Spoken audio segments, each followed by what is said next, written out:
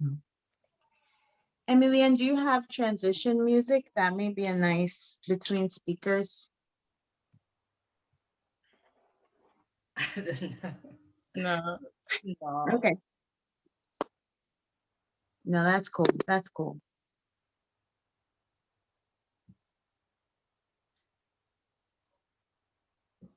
Looks like we're Someone could live. give us, Right.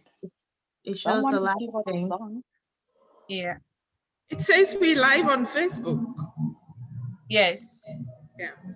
Should be good. Now we are starting. Awesome. Let me find it and share it. Okay. Guys, share. I have shared. Okay. Find it and share it. Anytime women come together with a collective intention, it's a powerful thing. Whether it's sitting down making a quilt, anytime preparing a meal in a club, reading the same book, or around the table playing cards, or planning a birthday party, when women come together with a collective intention, magic happens. It can still be women coming together as they've come together today. It's International Women's Day. Yes, it was International Women's Day on the 8th of March. March is the month for women. March is the month where we celebrate mothers. And today, women have come together with a collective intention to choose to challenge. Are you choosing to challenge bias? Are you choosing to challenge inequality? Are you choosing to challenge that little thing within you that you don't like? We all know that when a challenge happens, when there's a challenge, a change is bound to happen. Hello, everyone, and welcome. Welcome to another edition of Let's Give It a Voice here at the Voice of Hope Media. This is the first edition for March, and this is a very special edition because we have women all around the world. We have women from South Africa, we have women from Canada, we have women from Cameroon, we have special women from Ghana, women from France and the UK. We've come together to let people hear our voices. We've come together to share our experiences about those things that we think we can change. Because the theme for International Women's Day 2021 is Choose to Challenge. You are all welcome, and thank you so much for joining in. Thank you so much for being with us today. Today, I am here as the host. I am AC Mbeng, and my co-host is Emilian. And we are here with so many women. I don't even know how to count them anymore because we are so many. And I am so excited. I hope you all are as excited as I am, because today we are going to give a voice to those things that have been happening around us. The thing to connect to the Wi-Fi. And we feel that we can challenge these things to make a change happen. It may be those things that have been bugging you in there and you have not been completely happy about them.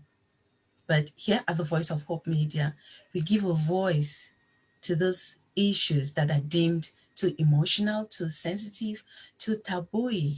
We educate, we empower, we inspire, we give hope to individuals facing challenging and complex life issues. To be able to speak up, to speak out, knowing that they will be heard and they won't be judged and they won't be stigmatized. That's why we are here today, because we know that when we speak today, when we raise our voices today, people will listen to us and they won't judge us and they won't stigmatize us. So you are all welcome.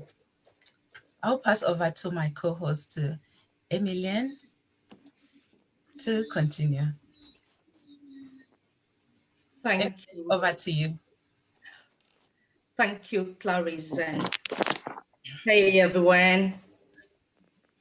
It's a pleasure to be here with you, phenomenal women, as we celebrate womanhood on the occasion of the International Women's Day 2021, a global day that celebrates the social, economic, cultural, and political achievements of women, focusing on impacting the pandemic on women and investment that can bring solutions. I am Emilian Grace, and it's a pleasure to talk about the things that concerns women, because I can describe myself as every woman. Today, as we choose to challenge, I believe everybody on this platform have decided to join their voices and challenge something they want to see a change in. As we challenge, I also want us to celebrate sisters who are in leadership. We cannot ignore women in leadership at any level. Every level of leadership counts. But before we get into real business, I just want to say thank you, AC Mbeng. You are a very, very strong community leader, always standing the gap to give a voice to those things we deem so sensitive. Girl, keep promoting human dignity and respect. If I had a heart, I'll raise it up to you. You are doing amazing. Above all, I want to thank all the phenomenal ladies who have taken the time out today in boldness to join us and challenge certain issues, either the issues they have faced personally or the issues they have seen other women face that has been ignored for a very long time, that we think needs change. If you're here with us today, it means you have decided to choose to challenge something. I totally believe every woman here has a story. Therefore, we have come here today to challenge. Personally, growing up, I have seen women not being able to take decisions about things done to their bodies. Let's think of the female genital mutilation. It's done without their consent. I have also seen us look at domestic violence as a private matter between a man and a woman, and we forget to look at it as a horrible crime. For these things and many others, Emilian, I have chosen to challenge. I chose to challenge gender bias and other inequalities against women. I do that by bringing forth and creating agencies for such issues within the public sphere. I say this because we can't keep talking about gender-based violence and things like that without bringing the men involved. We all know a bird needs two wings to fly. It is our responsibility as individuals to speak out in order to see the change we want. I am very proud. I am a proud woman sitting here today because of you all, the phenomenal women who are ready to rise and speak out, even without blinking, about the things you want to see change. We are all passionate. Everyone on this platform has a role to play. We all have those moving stories of how we have overcome adversities. Without taking much time, I'll go straight to leadership. We can't deny the fact that there is still a large amount of disparity between women and men in our world, especially in the area of leadership. Yes, AC organized this womanhood gathering in order for us to celebrate success story and challenge certain issues, as we said earlier. AC spoke about gender-based discrimination and a lot of stereotypes that we still experience in our world. We choose to challenge. We choose to be bold and call out gender bias and inequality. We choose to see change. We chose to celebrate achievements because from challenge comes change. As we have chosen to challenge, I will go to you, Newo Belinda. I know you are into leadership, and the theme for the IWD this year, it's about leadership and the pandemic. We can't deny the fact that we have seen women do and undo in order to manage their homes, work from home, and still give a voice. They have acted as caregivers, and some have acted as leaders. We can't deny the fact that if we look at the COVID-19 situations, countries that are governed by women had limited cases, but still, there is still this disparity. So to you, sister, girlfriend, if you don't mind me address you that way, what can you say about the way forward for women in leadership? Thank you all very much. Thanks to our beautiful host, the host and the co-host. Thank you to all the phenomenal women that are part of this dialogue today. I'm very honored, very, very honored to be part of this group. You might be hearing a little bit of noise. There's nothing I can do about it. It's just take it as a background music because I can't really sort it out now. The show has to go on. So happy Women's Day, happy International Women's Day to all women out there, all young women included. The theme is chose to challenge, and I've chosen to challenge leadership, not in terms of looking at the male leadership. I want us to focus, I've chosen to challenge women leaders to empower other women. The fight has been on for a long time. There are little gains, but we can actually take advantage of the little gains that are there to grow as a group of women. So when I want to challenge women to support other women, to empower other women, I'm not saying we should just give positions to women and allow them in the positions whether they can do the work or not. I'm saying we should challenge women, we should give them the opportunities, and at the same time, aim for excellence.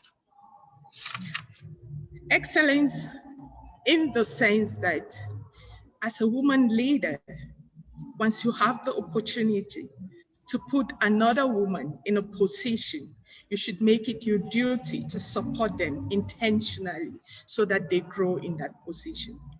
Once you support them intentionally to grow in that position, you still need to be alert so that we don't have people that will sit in for the fact that they are women in positions and not doing the jobs that they are supposed to do to grow other people. So what do I mean by that? I mean, you need to make sure that there is maturity. You understand yourself, you understand the next person, and you are able to help them. You provide them with the means. Many a time we set up women to fail so that the male counterpart can also come in and say, but you see, women can do it because we do not intentionally give that support. So you have to give them the means, the ability to see if the ability is there to do the work. But when you find out that the intent, your intent needs to be also very clear that you want to support this person. But if you see that people are not actually giving their all, then you need to actually censure. And in censoring, it means it might get to a point. Someone is doing well, actually praise them, give them the opportunity, tell them they are doing well as a woman in that position. You can also actually give them a reward in that position. But if they are not doing well, call them to order and actually censure them. You need to let someone know that, okay, this position is there for you. I've given you my support. My intent is good in making sure that you are able to deliver. But since you're not able to deliver, then I will relieve you of your duties. That is part of growing that woman. That is part of making sure that leadership is seen as something that is supportive and at the same time honest and clear. As women, we need to make sure that we complement each other, especially in positions of leadership. You find women get into positions of leadership and whether it's often true or not, I know men have made us to believe that we have the PhD syndrome, which is another topic, a topic for a whole day, where we pull each other down. I don't believe that. We need to prove them wrong, that we will not pull each other down. That's why we have 17 of us today in this session talking and feeling happy that we all gonna have a voice in this session. So we need to share our stories. The journey to the top is not easy, but we need to share it with others. You need to tell people, women, to know that you need to work day and night. You need to be a mother. Motherhood is even leadership more than even having a position in an office. So being a mother in a home, not having a formal or whatever job that they call it job, still makes you a great leader. We need to share our stories in our own little spaces and listen to each other, not listening to talk, but listening to hear. Often we listen to talk, and before somebody voices out anything, we want to complete the sentence. So let's try and listen to each other. We should also actually celebrate, tell our stories in a way that is not in comparison, or it's not trying to be better to another person. Telling our stories in that way as leaders, as women, will encourage others to tell their story, because actually what I've achieved might be very good for me, and what the other person has achieved might also be very good for them. We are not in any position to judge them. We need to stand up for each other.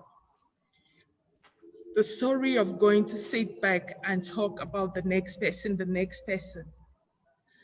and take it to the next person.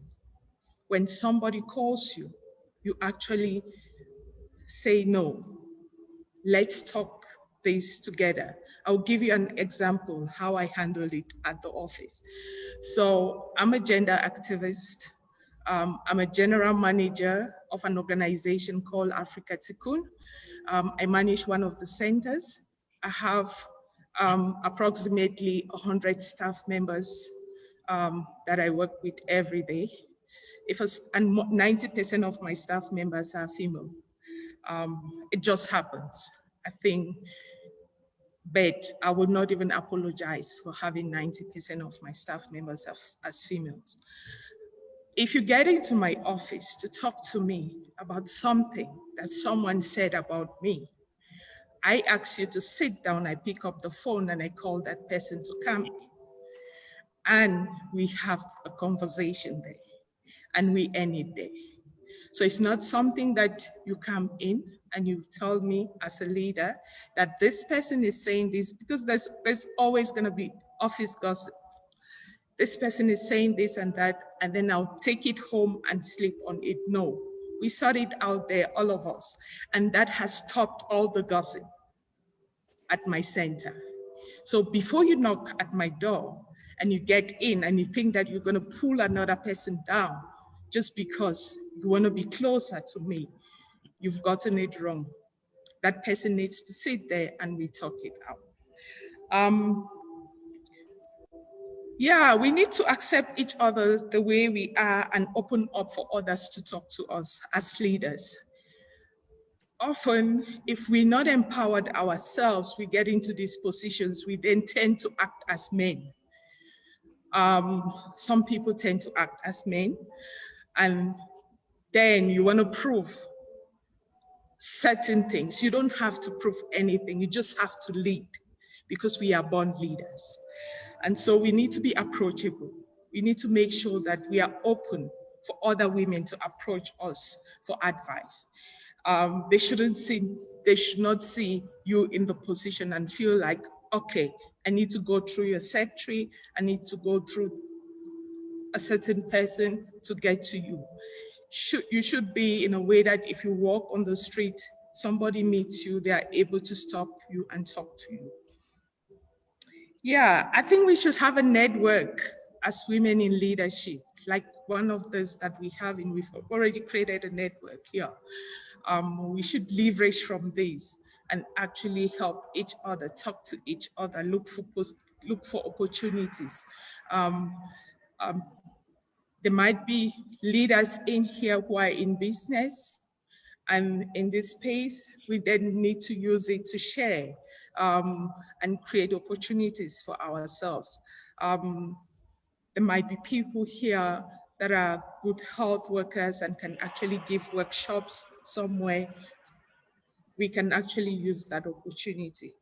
So I just want to say empowered women empower women, and leaders, us women leaders, should be empowered women who chose intentionally to empower other women. Thank you very much. Thank you, Newo. I like that. I like all what you said. And I think this is an opportunity for us as women to reflect on the progress and impact made by the female leaders globally throughout these challenging times and even beyond. We need to be able, as you said, to inspire the new and younger generation, the female visionaries who are able to challenge and thrive against every odds, as we have been doing. We need to keep paving the way for future generations of female and male leaders, because together we'll have a balanced world. Thank you so much for that contribution. Clarice, this is getting hot. And I'll just pass over to you. It's getting hot. I mean, I'm here, I'm almost in tears. And thank you so much, Belinda, for that brilliant discussion. Thank you. And more especially the suggestion at the end, we should create a network of women in leadership. We already have a network here. Are we going to end just here today? I say no to that. And I don't know about you. It should be a yes coming from you. And also what I picked out from Belinda is the fact that she said, empowered women empower other women. That's wonderful. Thank you so much. And we are going to move to our next speaker. Emilian, do me the honors and tell me who the next speaker is. Femi Ayafo. Hi, Femi. You're welcome. Let me look for her spotlight on the screen. Yeah. Hi, Femi. Thank you so much. Yes. Hi, Femi, everyone. You're welcome. Femi is a sister I've known since 2002, I think. Yeah. Yes, you're welcome. And one of the topics, guys, which we are also looking at today in order to choose to challenge is the fact that the rise of women is not the fall of men. I know there are these issues out there. Each time women come together to discuss, to talk, there's a fear lingering somewhere in the minds of men. You guys calm down. We are all right. It's just because we found our voices and we want to talk, we want to be involved, we want our voices to be heard. And we also want those little things that are making us uncomfortable. We want them to be changed. We want to challenge them in order for a change to come. So each and every one of us should be the same. I know I posted today and I said, one of the things which I said, which I'm passionate about, being a special needs mom, I said, we need a seat at the table. I know there is this thing out there where a mother of a special needs child, she's usually boxed in one corner. We need a seat at each table. And whenever that table is not available, we create our own table. And even if there's a table and we don't have a space to fit in, we come along with a folding chair and we fit in. Because each and every one of us here, we have a voice, we have something to say. That's why I said a few days ago, I choose, as a special needs mom, I choose to challenge that isolation that comes with parenting special needs children. Mm-hmm. How do I challenge this? I challenge this by creating more time for self-care, because self-care is not a luxury. Self-care is a necessity. I choose to challenge that fear of going out there to seek help. If I know I'm struggling with my mental health, I challenge that fear of going out there because I am afraid of what people will say, that I'm struggling with my mental health. So I'm choosing to challenge that fear. So now, today, I am going to pass on the mic to our sister Femi Ayafo. She's all the way from Canada. And you are going to tell us what you choose to challenge as far as the rise of the woman is not the fall of the man. Over to you, my dear. All right. Thank you so much, Clarice. Yeah, like you rightly mentioned, we've known each other for quite a very long time. We had our weddings 1 week apart. And and we worked in the same office next to each other, basically. So I'm really, really happy to be part of this group, happy to be able to connect with other people and forming that network, which hopefully doesn't end with just us being on Zoom, and also progressing. So for today, I chose to challenge the pressure and expectation that comes with women having to keep everything together. So they have that pressure of keeping their home together, keeping their husband happy, keeping their job, providing for the family. And to challenge that, I'll just, in my own opinion, explain what I feel is the rise of a woman. So I look at it more as a demand for an equal opportunity instead of a dominating factor of the woman wanting to be over the man, like the men would normally look at it.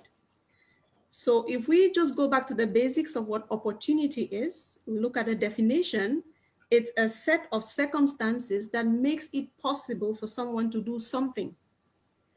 And if you look at other definitions in other dictionaries, it's a good chance of advancement. So which means I should also have that chance to advance if I wanted to. And then if we look at the etymology of the word itself, it comes from a Latin word opportunitat, which means convenient. So it's not only the opportunity that I'm given, that opportunity has to also be convenient. And that is where us women, we come in, because it's not just I want equal opportunity. Okay, I want to do what a man does. No, it has to be convenient for me as well. And I'll just give a little example, like when we talk about convenience, I was talking to someone the other day, and she said she was a manager of a company. And when she came in, the first thing she saw was the circumstances did not permit women who had babies to do their jobs, even if they wanted to come with their kids to work. So in order to put the point across, what she did was just tell 4 or 5 women, oh, you come with your baby with a carrier without telling anybody what she wanted to do. And so she gets into the shop, and then she's like, oh, lady, please, can you take this baby to the toilet? I need this child to go to the toilet. And no sooner had they started going before they realized the space was too small to pass, which meant they have given you the opportunity. They say you can come to work with your baby, you can be free, but the circumstances don't permit you to do that job, even with that opportunity. So it has to be the circumstance, and then it has to be convenient. So rising of women, for me, I see it more as women being vocal about things that already existed, women bridging gender gaps, whether it be in areas of education, in work, and women moving forward. And not just moving forward, but moving forward decisively. So you deliberately and decide, I'm going to move forward. Now, for all to happen, you need the opportunity, which is the set of circumstances, and those set of circumstances have to be convenient. Now, how do we create those set of circumstances? So we can do that by putting and implementing rules in place to avoid discrimination by race, by gender. And I always like to say it is not just about rules, others putting rules. I think we as women are our own advocates. So the rules are there, but those rules have to be implemented, and those rules have to work for us as well. So the next thing as women that we need to do is to change our mindset, because sometimes we get into those situations because of our mindset. You grow up knowing that, oh, you are a woman. You need to take care of your husband. You need to keep your house together. You need to cook food. Like they normally say, your husband is your first baby. Now, who takes care of you? What are you? Taking care of the husband, taking care of the children, and then working in the meantime. The next thing that we need to do also is kind of go against those stereotypes which have defined where our place is. Your place is in the kitchen. This is what a woman is supposed to do. We have to get away from those stereotypes.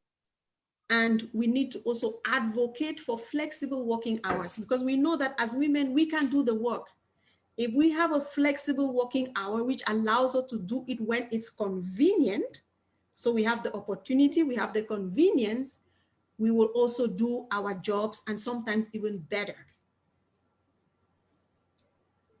Then we don't have the situation where we are forced to make choices between, for example, starting a family and working in a profession that you like, because you're afraid you're not going to get the opportunity, is not going to present itself in a way that will be convenient. Where do you keep your baby?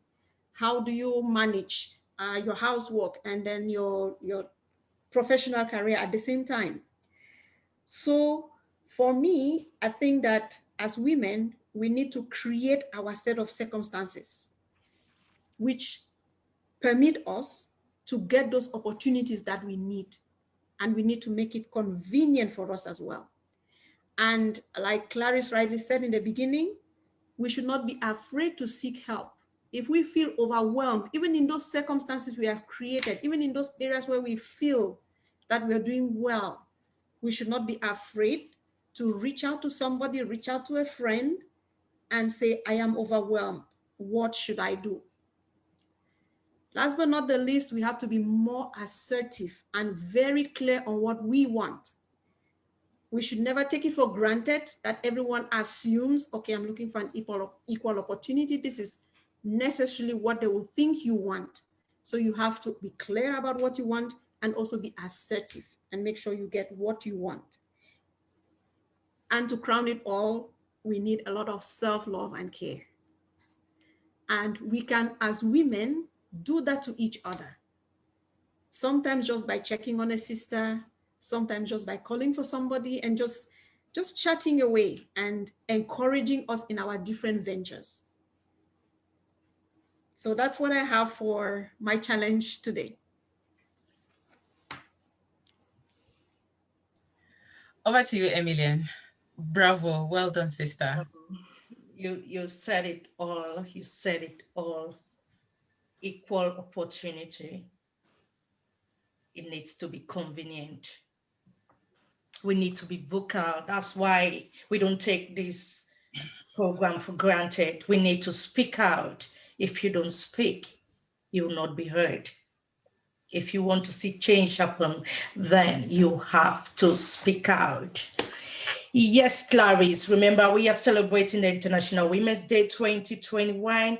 And I just want to say happy International Women's Day to every woman. Peace and love. You can be a female as you describe yourself or non-binary, but we say peace and love to anybody who identify themselves as a woman. Women Day, it means everything. It means different thing to different people. Personally, sometimes as we celebrate the day, my heart goes out to those women who suffer a lot because of their gender, because of what they have chosen. They are not given the same rights. We can't deny the fact. They are not given the same rights as men. If they think they were born in the different body, everybody has a right. We need to stop the stereotype. We all know even transgender women are not even given the same right as a straight woman. We still have a very long way to go. So I'll go to one of us, Kiki Brandy. Oh, hi. Hello. Hi, girl. Good to Hi, have thank you you. on board. Thank you very much for the I love intro. your glasses. You look Thank so you. fly. Thank you. Thank you. Thank you. Yeah. So my What name are is, you challenging? What do you choose to challenge, Kiki Brandy? it's Bandy to see that. Yeah, I spoke to Clarice about the whole brand name and all that. So initially I had something else to challenge, completely different. But after listening to other women speak, you know, I don't know, was it, sorry, I'm just checking my notes as well. Is Neil spoke first, and then there was the lady who spoke after me. I've changed the whole composition of what I have to say today. So my name is Kiki. I am an entrepreneur as well as an LGBTQ activist. Initially I choose challenge homophobia and composing homosexuality in spaces of space, you know. And now, personally, now I'm choosing to challenge women to support other women, regardless of their gender, sexuality, and the rest of it. So I've listened to especially the previous speaker before me. He spoke about keeping husbands happy, you know, and she did also speak about discrimination based on race and gender. Now, what I didn't hear and what I wanted to hear was discrimination based on sexuality, because sometimes it's difficult to be very inclusive of women who are not gender necessarily homosexual. They're sexuals. You understand? Sometimes we tend to talking about compulsory homosexuality. We tend to address a crowd as if everybody there is heterosexual. But I want to challenge that today. I want to say that if you're speaking to a group of women, if you're speaking to women who are empowered, who are doing different things, you have to be sure, or you have to at least acknowledge women who don't necessarily sleep with men or homosexuals or gender non-conforming women as well. You understand? And then again, that's why I changed my whole composition of what I wanted to say today. And initially, the post as well said talking about the struggles of a queer woman and how I navigate my life as a queer woman as well. But let me just talk about it briefly. But some of the struggles as a queer woman is being in spaces like this where women speak about other women and they don't necessarily include queer women. I think the previous speakers have spoken about female mutilation, they've spoken about domestic violence, but they haven't spoken about homophobia.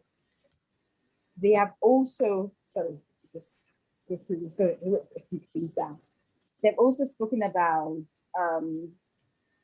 the seat on the table.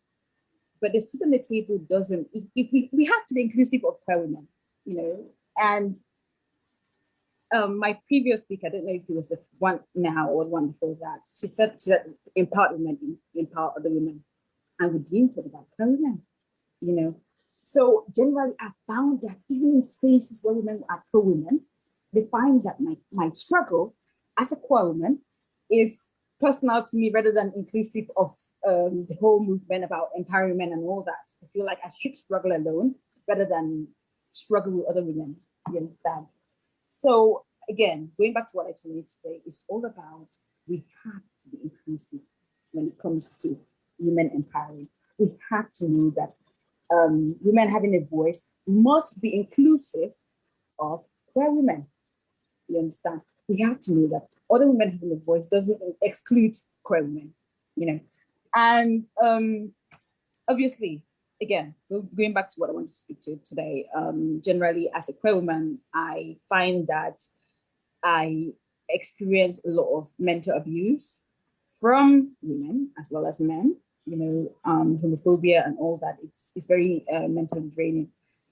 The other part of obviously the challenges of being a queer woman is parenthood, being able to decide what spending is right for me, and obviously financing the whole thing, maybe IVF or other stuff is also very draining as well.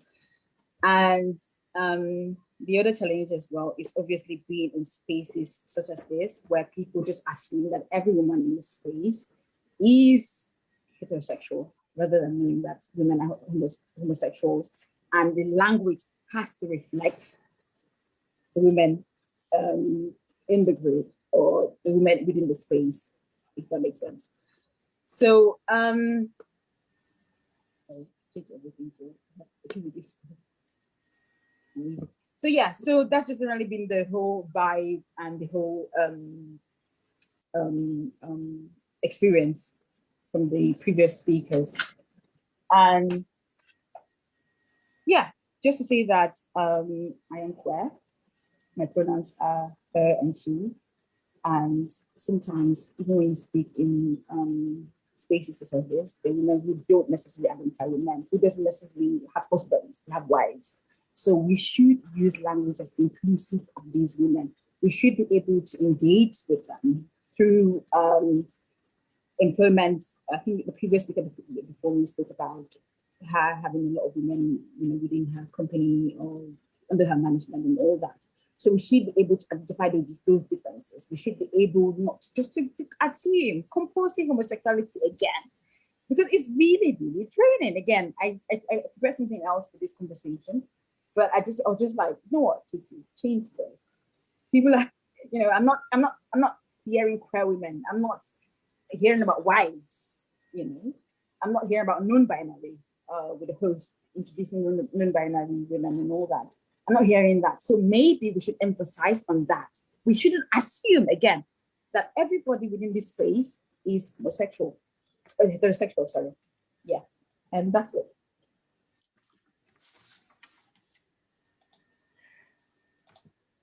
Emilian, over to you.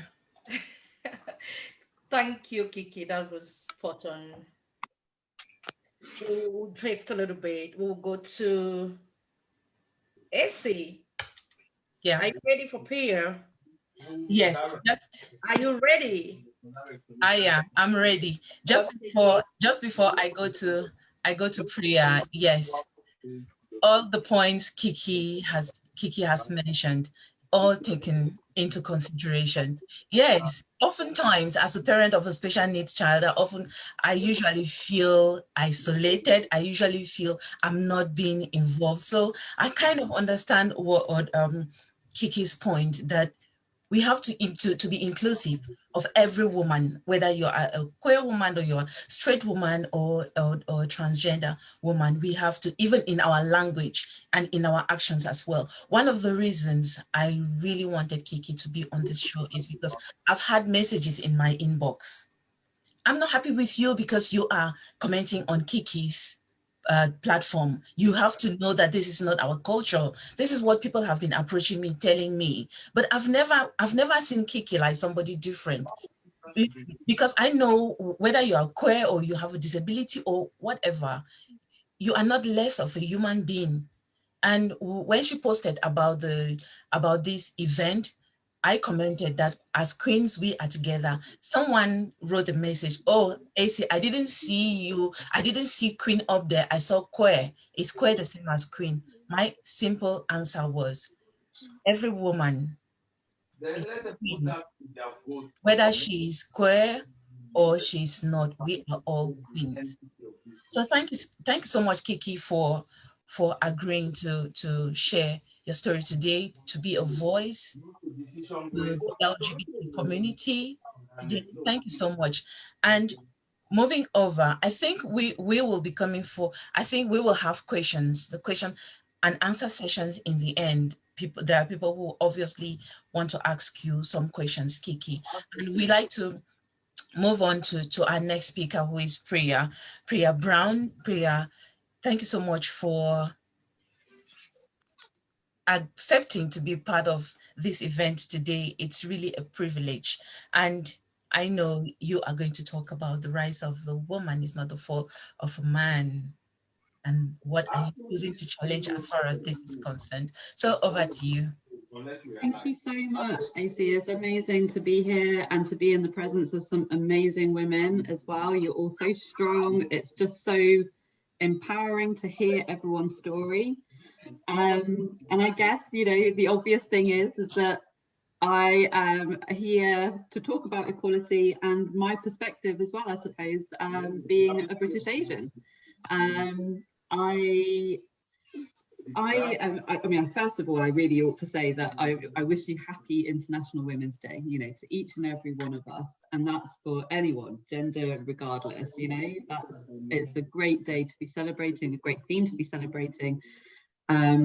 All of our achievements and how much work there is still to be done as well, to recognize that, to take away those barriers that we've all talked about already so far.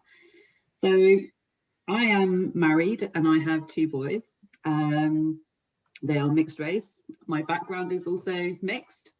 And I guess that's really my inspiration, my family, you know, like I have experienced a very traditional side of Asian culture. And then I've also have the experience of the opposite end, where it's completely liberal and island culture, and being Mauritian, you get the complete flip side to what North Indian culture is all about.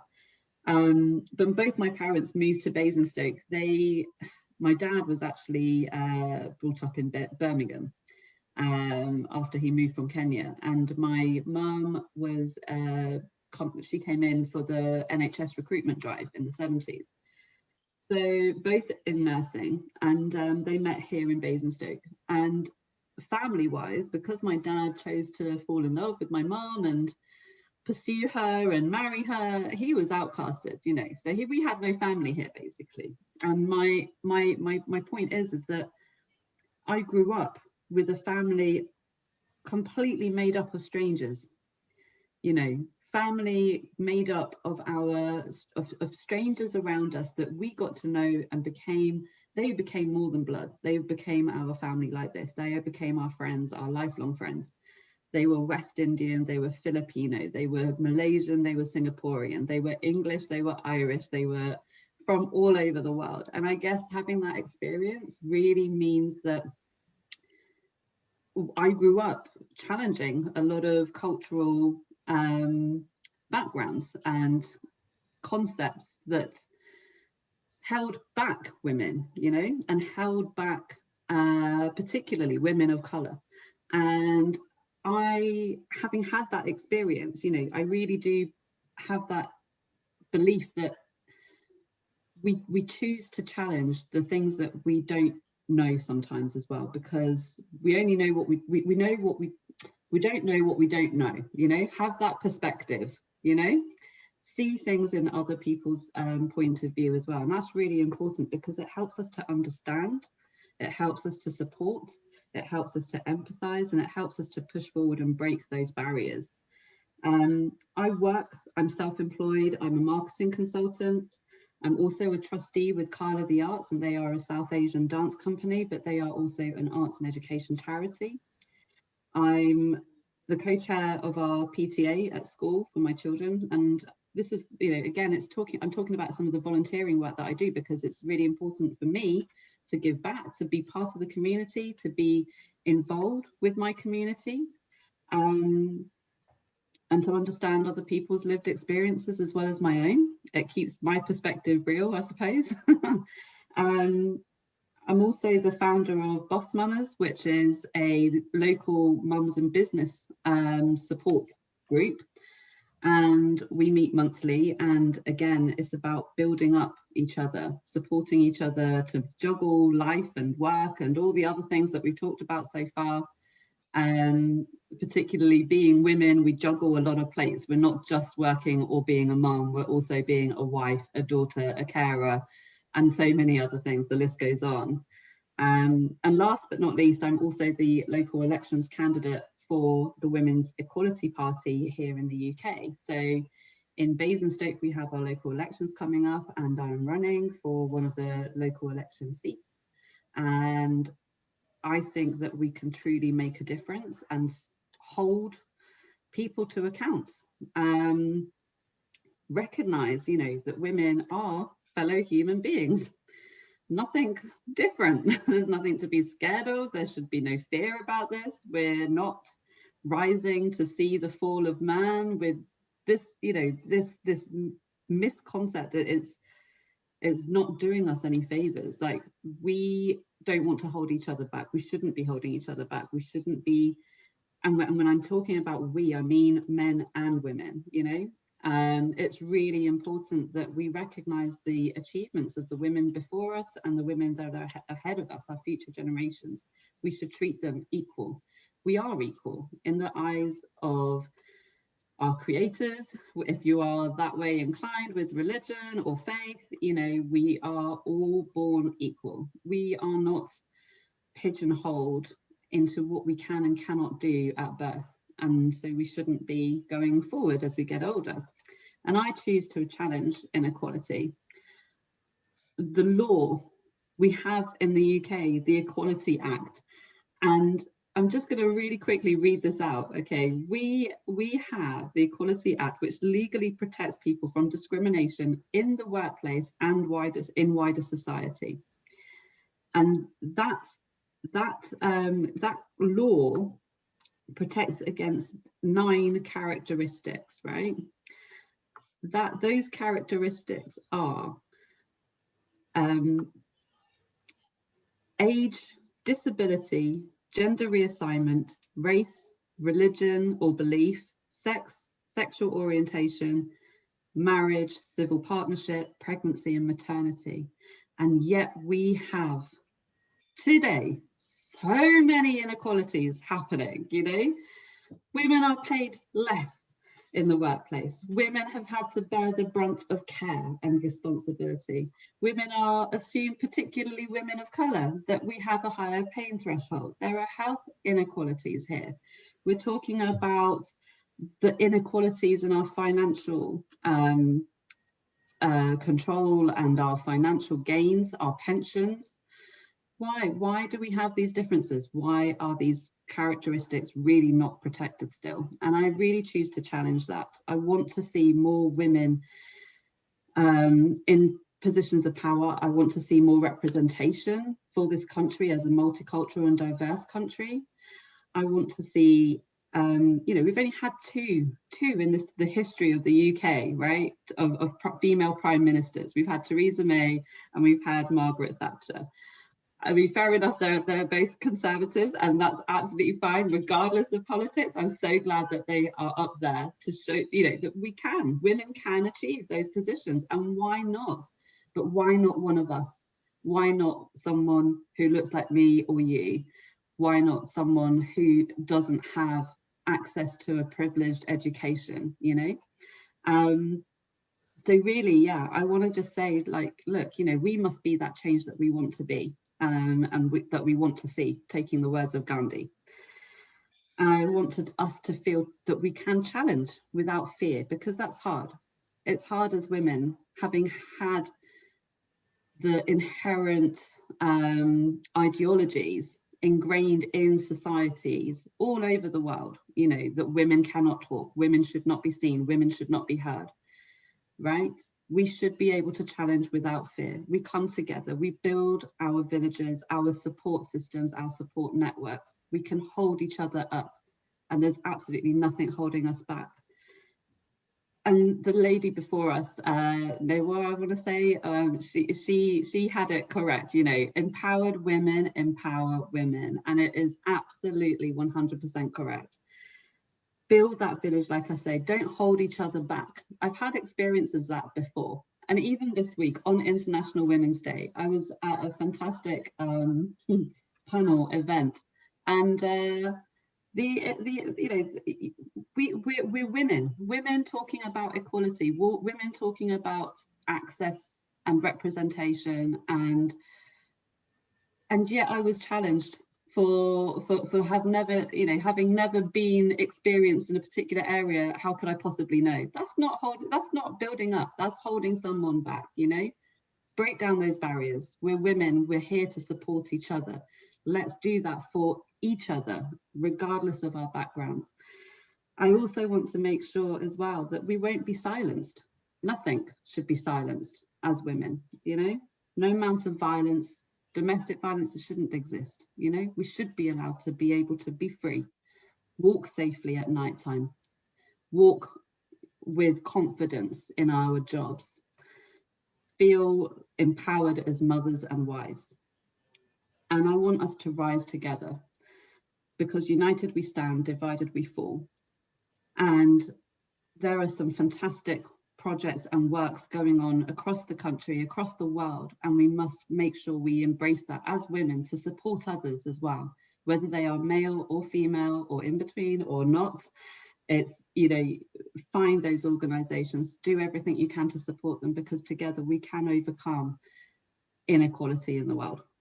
So yeah, that's me. I probably went off in too many tangents, but you know what? It's just so fantastic to be able to say this and to feel comfortable to say this. So thank you for the opportunity. I really appreciate it.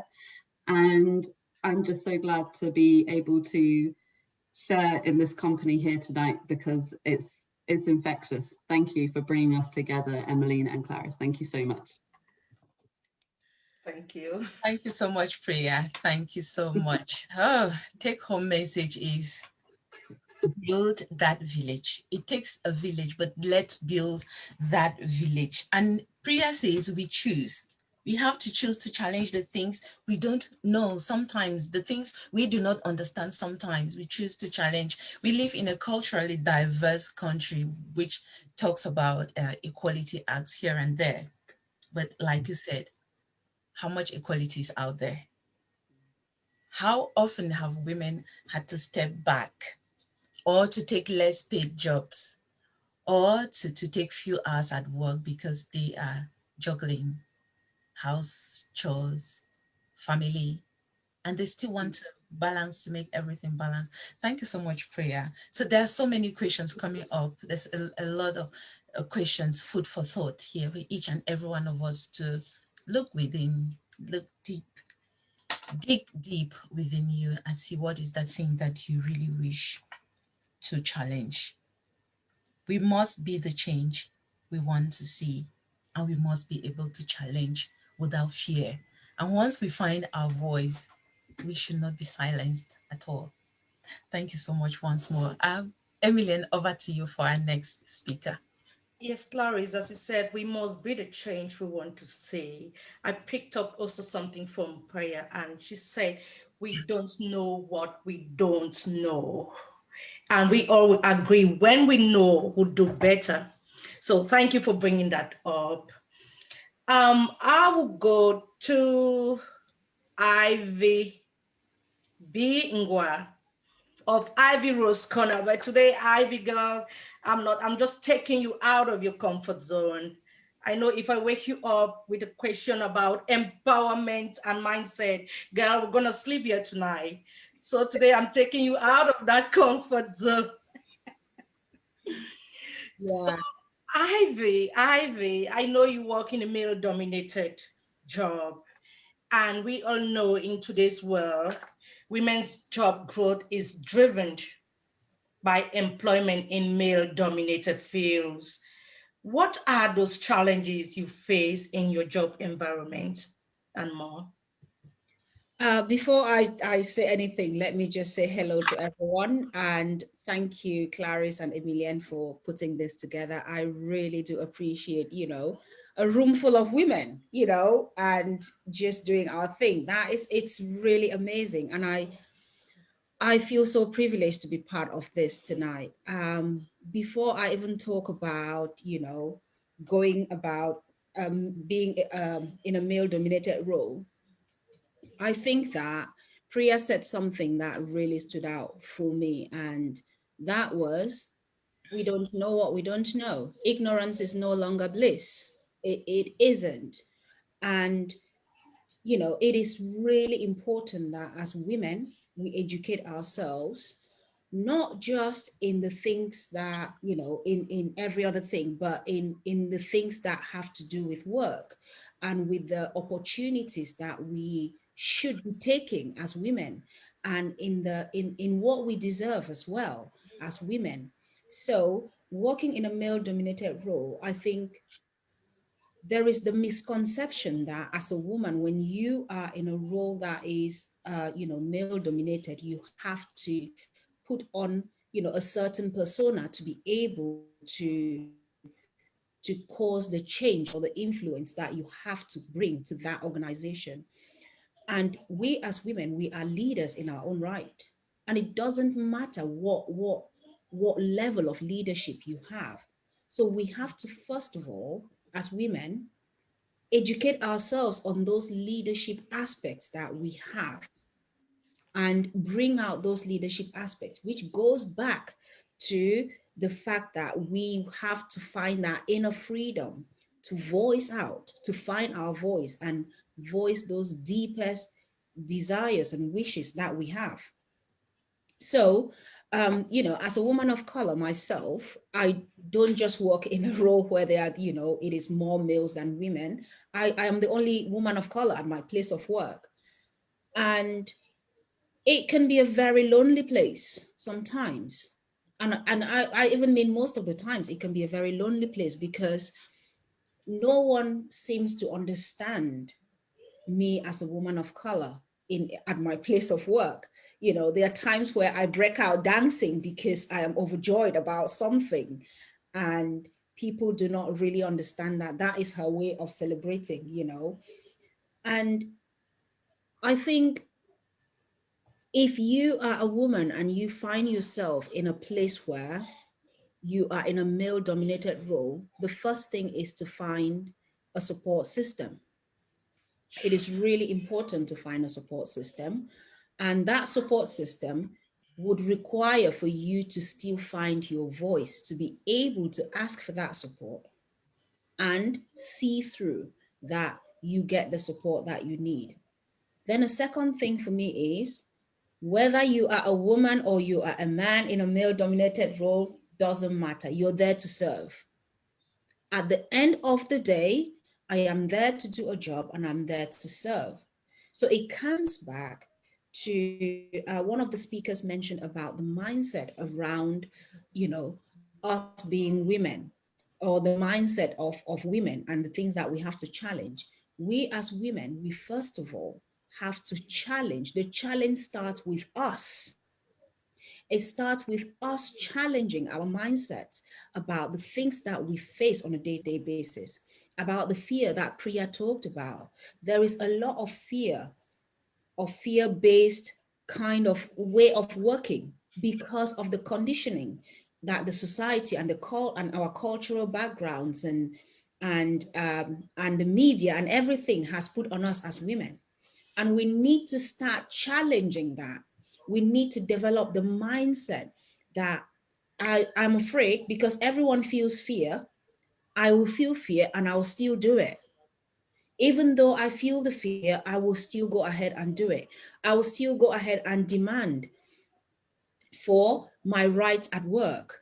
I will still go ahead and ask for that pay rise and ask for the things that I truly deserve, like my male counterparts, without wavering, whether I feel that fear or not, because we need to work on our own mindsets to tell those fear stories, to work on those fear stories, to put away those fear stories and start to stand in our own power, because we are powerful women. We are powerful people on the inside. As human beings, we are equally as powerful. And I don't mean physical strength.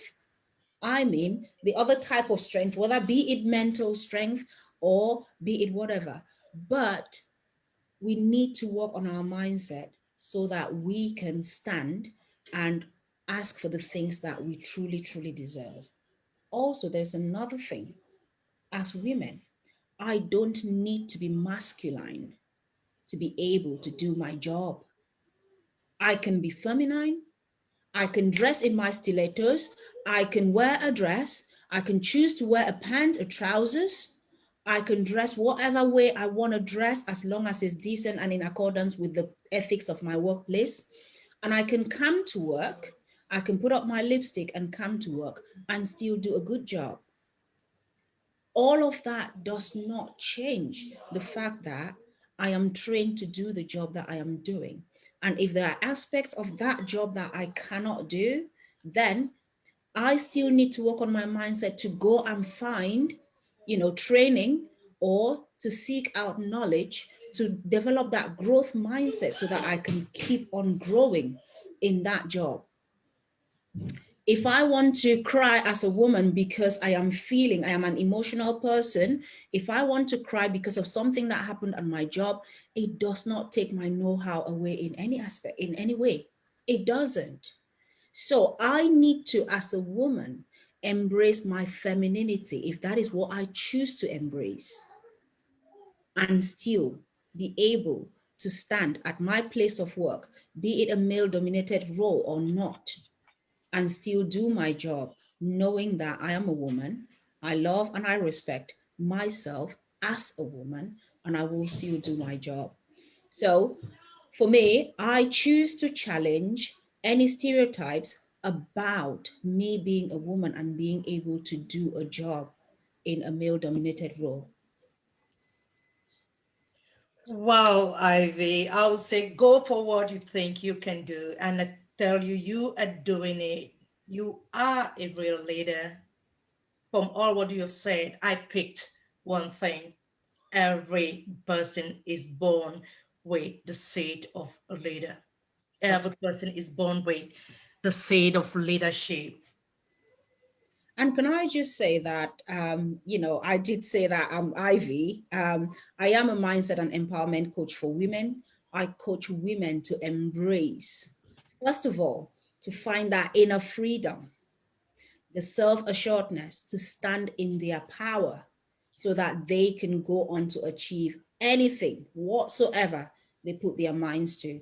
That is the work that I do. I'm also an educator and I work in a school with young people as well, for whom I absolutely also enjoy. So yeah. Wow, you are truly a woman in leadership because you believe in collaborating and supporting one another. You spoke about boundaries. You spoke about your sanity. You spoke about trusting your voice and owning your power.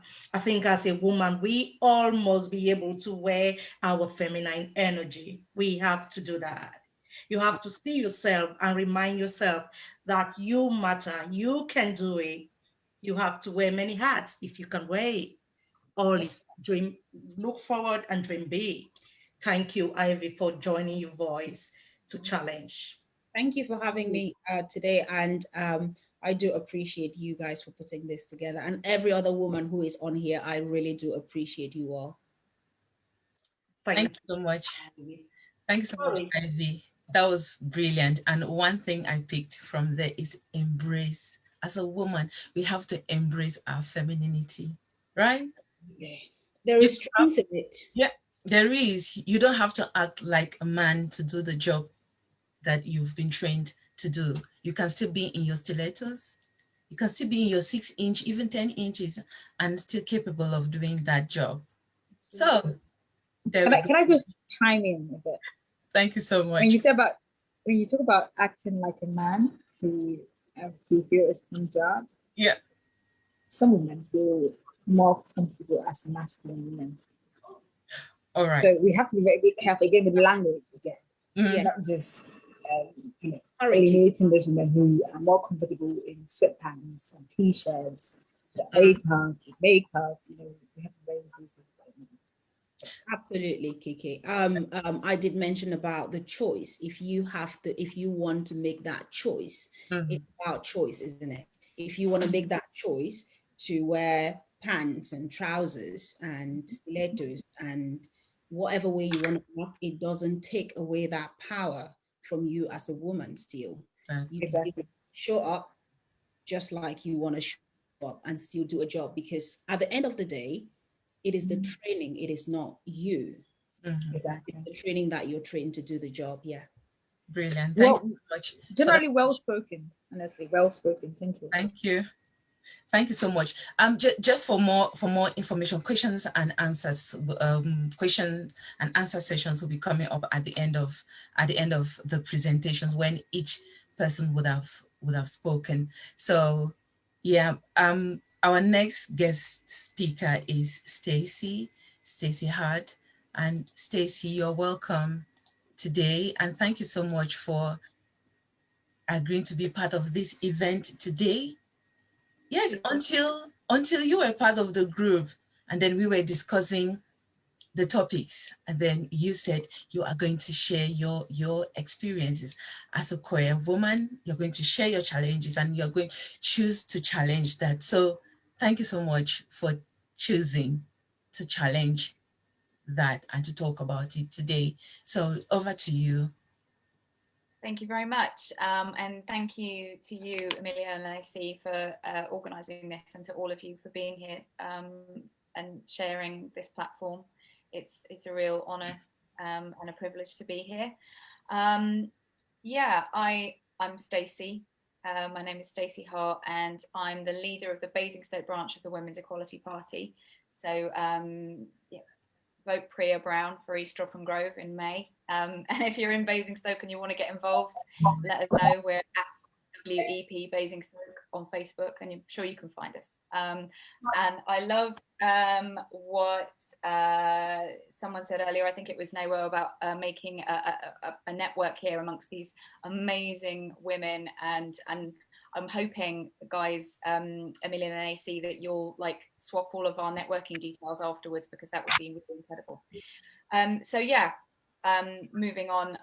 I've openly identified as bisexual for about a decade, I think. I wasn't exactly closeted before, but I'm a woman married to a man, so there's an assumption of straightness there.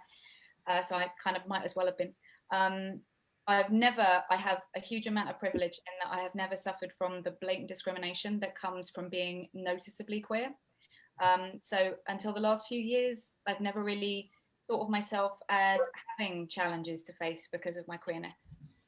And while I still acknowledge that privilege that I have come to realize more recently the harm that has been done by the challenges that I've faced as a semi-closeted or unacknowledged bisexual woman. So I'm going to talk a little bit about Section 28, which some of you or all of you may know was the law in this country from 1988 till 2003 in England. It was a law that said that the promotion of homosexuality in schools particularly was illegal. Specifically, it said the acceptability of homosexuality as a pretended family relationship.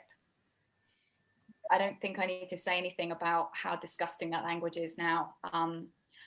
I left school in 1995, so whilst I'm 41 now, and I think relatively young living one, in that I'm still appalling in the way I behave.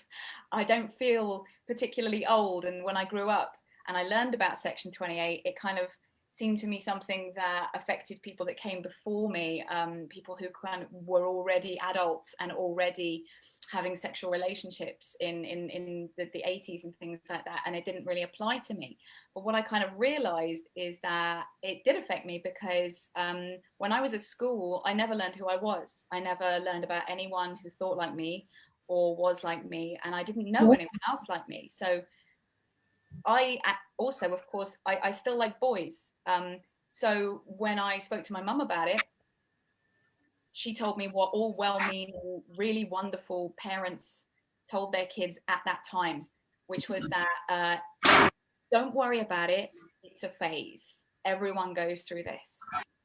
And that very, very well-meaning, well-intentioned advice had the effect of not encouraging me to explore that side of myself. I thought it was something that I went through that was like acne or or anger issues that you went through at puberty, and it was to be kind of put aside and don't worry about it and it will go away.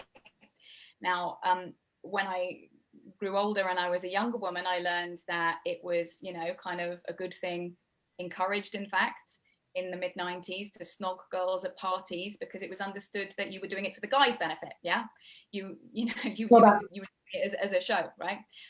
But like true bisexuality, to explore relationships with men, women, or non-binary people, was seen as being greedy or indecisive. And that is what we mean now when we talk about biphobia. So my feminist journey has led me now to really righteous anger over the things that were denied to me because of that blindness. And what really gets me now is that we still have it. That prejudice, that hangover of Section 28 still exists.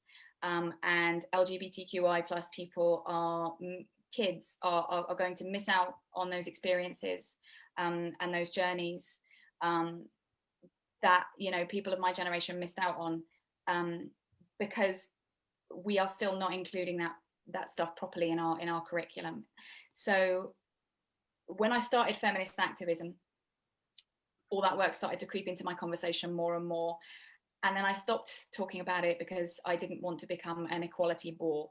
And I started to worry that people wouldn't like me anymore. And the same thing applies for my talking about liking women. It's not a necessity in my life as a woman married to a man to mention it unless asked a direct question. So I always felt this awkwardness, this worry that came from the biphobia that I experienced, that people would think that I was doing it to be trendy or to get attention whenever I wanted to challenge that straight assumption about myself in conversation. So here is my challenge. This is the end part. I realized that there is just too much damn work to do for those sorts of worries to take my precious energy and focus. Those worries are not genuine. They are ones bred into me by a society that would prefer to ignore injustice and be comfortable. So alongside the patriarchy and social injustice and homophobia and racism and all the things that I hope and believe I try to challenge every day, on this particular International Women's Day, I choose to challenge my own apologies and awkwardness. I choose to challenge the, oh, I'm sorry, but socialized impulse that I have to say, I'm sorry, but, you know, I just want to talk about this. And that impulse that I have in conversation to apologize when I'm either speaking about my activism work, or that impulse that I have to feel the worry that I have that I feel like I'm trend setting when I'm talking about my sexuality. So I choose to be unapologetic about that this year. And if people find me repetitive or boring or signally, then they know that they can stop listening. Thank you very much. Thank you, Stacey. That was powerful. I think we all need to be original and be authentic about the things we do. And as we said at the beginning, we are wishing peace and love to anybody who identify themselves as a female or non-binary. So this networking, and we are okay, every voice count. Your gender doesn't make you less of a woman. It all boils down to the personal choices we make. Clarice, do you have a comment on what Stacey said? Yes, I'm right here. I quite enjoyed the comment she said when she opened up to her mom. Her mom said, "Don't worry about it. It is a phase." Yes, and that is some of the things we will expect from most moms. Instead of being bashed or beaten or sent away, you listen to them and you assure them, because you may not know exactly what may have made them to feel the way or do the things that they are doing, but telling your child that don't worry, it is a phase you are going through, I think that is brilliant. And thank you so much, Stacey, for sharing your experiences with us. And we choose to challenge. We stand together on this International Women's Day 2021. So, Emmeline, are you bringing in your next speaker? Yes, I will. And Stacey also just reminded us about parenting. It's about being in a relationship with your child. So I think her mom was doing a great job to listen to her. Yeah. The next speaker is Queen Bell. Hi, Queen. Hi, Queens. Good I'm to have happy to be today. with you guys today. It's like, I don't know, it's amazing to be on a platform with so many queens. Stacey, Belinda, I've been listening. I was caught up somewhere, but I managed to make it on time. So how are you today? Happy International Women's Day. I think we are celebrating the 110th anniversary. Oh. Yeah, because the first one was in 1911. Wow, that's amazing. I didn't know how old International Women. I made some research. That's good. Thank you so much. So over to you, Queen Bell. Okay. On this day, I choose to challenge that the rise of women does not mean the fall or the end of men. You know, I just want to go back as far back as the 18th. You know, like you take, for example, those of you who are in the UK, you know the story of Florence Nightingale. She is the one who led the official team of the British military during the Crimean War. We're talking of I think 1853, the Crimean War. I love European history, so at least I went back to that. You see, this was a woman, we're talking of 1853. She led the medical team, you know. So if a man tells me that a woman, the rise of a woman, it's making a man fall, we are born leaders. I'm sorry. We need to tell them, they know that. But you know, the problem is, like, as I say, the problem is this 21st century, we are trying to dismantle that institutionalized patriarchy, which makes us decrease our tolerance in so many things that women used to take before. I think for me, that is it. It's not really that we are challenging. It's not their downfall. The man has not, you know, like, he's not finished. He's not finished because we can see, despite all that, we still face barriers as women. Without women, there's so many things we couldn't achieve. Marie Curie, born in 1867, pioneered the scientist who created we talk about the science of radioactivity. We're talking in the 18th. You know what I mean? And then we come back to our famous Rosa Parks, who challenged the race segregation. We're talking about women. Can you imagine the influence that women have been having across the years? So we're talking about almost 200 years. That in the I think that was 17th century, right? That was the 17th century. So for me, today, it has nothing. It's just a social change. It's a social change because women earn more college degrees today than men. You agree with me? Go to the faculties. If you have 100 students in class, you have about 70 who are female. It will shock you. I'll just tell you some story that happened in 2000. I was in Cameroon 2019, attending a graduation in one of these higher institutions. And the guy who was like how do you call him? He was the first of the previous promotion. He had to talk to the colleagues. And I was scandalized when I heard him say all his female colleagues should go and get married. They were just graduating with their degrees. It was a professional, like they were graduating from a professional school. How scandalous will that be for you as my brother or my, my husband to tell me that I have to be married? So it means my degree is not worth anything, So the men are scared of this social change because that's the biggest problem. Take an example in a house where a woman earns more than the man in terms of salary.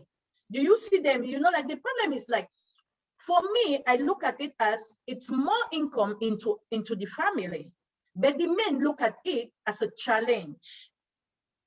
They're praying day and night. That's the only opportunity when a man prays. He prays that he should get a job so he can earn more than the wife, so that his manhood comes back. Excuse me, brothers, you are our allies. There's nothing to challenge about. We are not on top of you. We are rising because we've been leaders. We just let you do things, but we realize that you people are not doing it properly. You guys are not doing properly. That's why we are rising despite all the barriers that we meet. There's a lot of challenges that we meet because we are women. Somebody will just tell you, Belinda was talking about leadership, the way we do it. Sometimes, like as I always say, leadership is not a position. No, it's the way you operate. Leaders emerge. Leaders are not born. I can take, for example, we have you have Clarice. I've met you guys. I've not met you physically, but the way you do things, like the way you integrate people in your activities. This is what we are talking about. Women coming together to rise, to remain up there, to remember that we have always been there, but we let the men, because, okay, they're our first sons. We bet them, isn't it? So why would we make them fall? They are our allies. So for me, I think I want to say the fact that today we saw our sister the American Camilla, I don't get her name so well, Harris. She is today the VP of the US. But despite that, people still don't believe in women. This is a woman. You think the husband is complex because she's the vice president? No, on the contrary, she had his support. This is what we're asking from our men, from our brothers, from our sons, from our parents. Some of us, our parents raised us without, without these stereotypes. That is why, as I said, gender equality is so complex, but it is misconstrued because people think that you, a woman, having the opportunity to excel is wanting to stand on top of a man's head. No, it's giving me the same opportunity. If I want to become a footballer or a soccer player, give me the same opportunity like a man.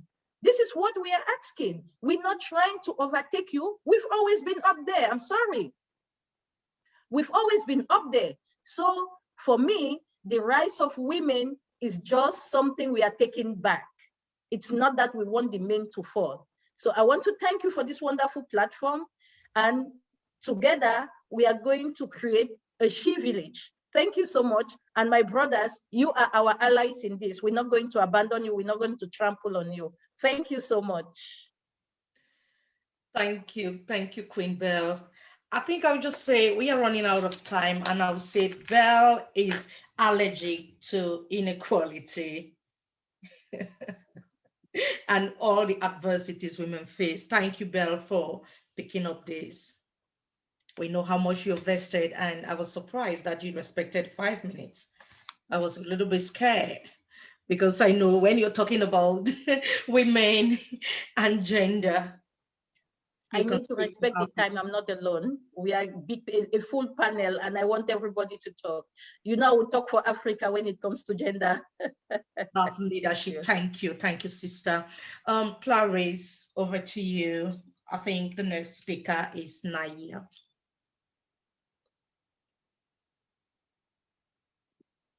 You're muted, girl. I'm back. Thank you so much, Sister Belle, for your brilliant discussion.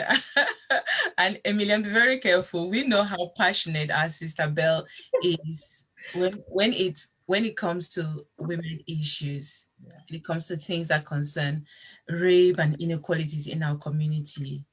Belle can talk, and you see the passion coming out of every bit of her body. Thank you so much. And that's one of the reasons we had to have you here today. And moving on to our next speaker, Naya Ndefru. Naya, she's coming in from the US, and Naya is going to speak to us about what her challenges are when she worked in a role that's regarded as a male-dominated role. So I'll bring her on. So Naya, you're welcome. Let me trace where she is. Where are you, girl? I'm here. I'm here. Yeah, thank you so much. Let me Okay. spotlight you. She's missing. I'm here. Can you see me? I'm looking. Yeah, you are. Welcome. Thank you so much. And over to you, my dear. Yeah, thank you. Thank you. Thank you so much, Queen. Thank you, Emilienne. Thank you to all the panelists. I appreciate this opportunity. Happy International Women's Day.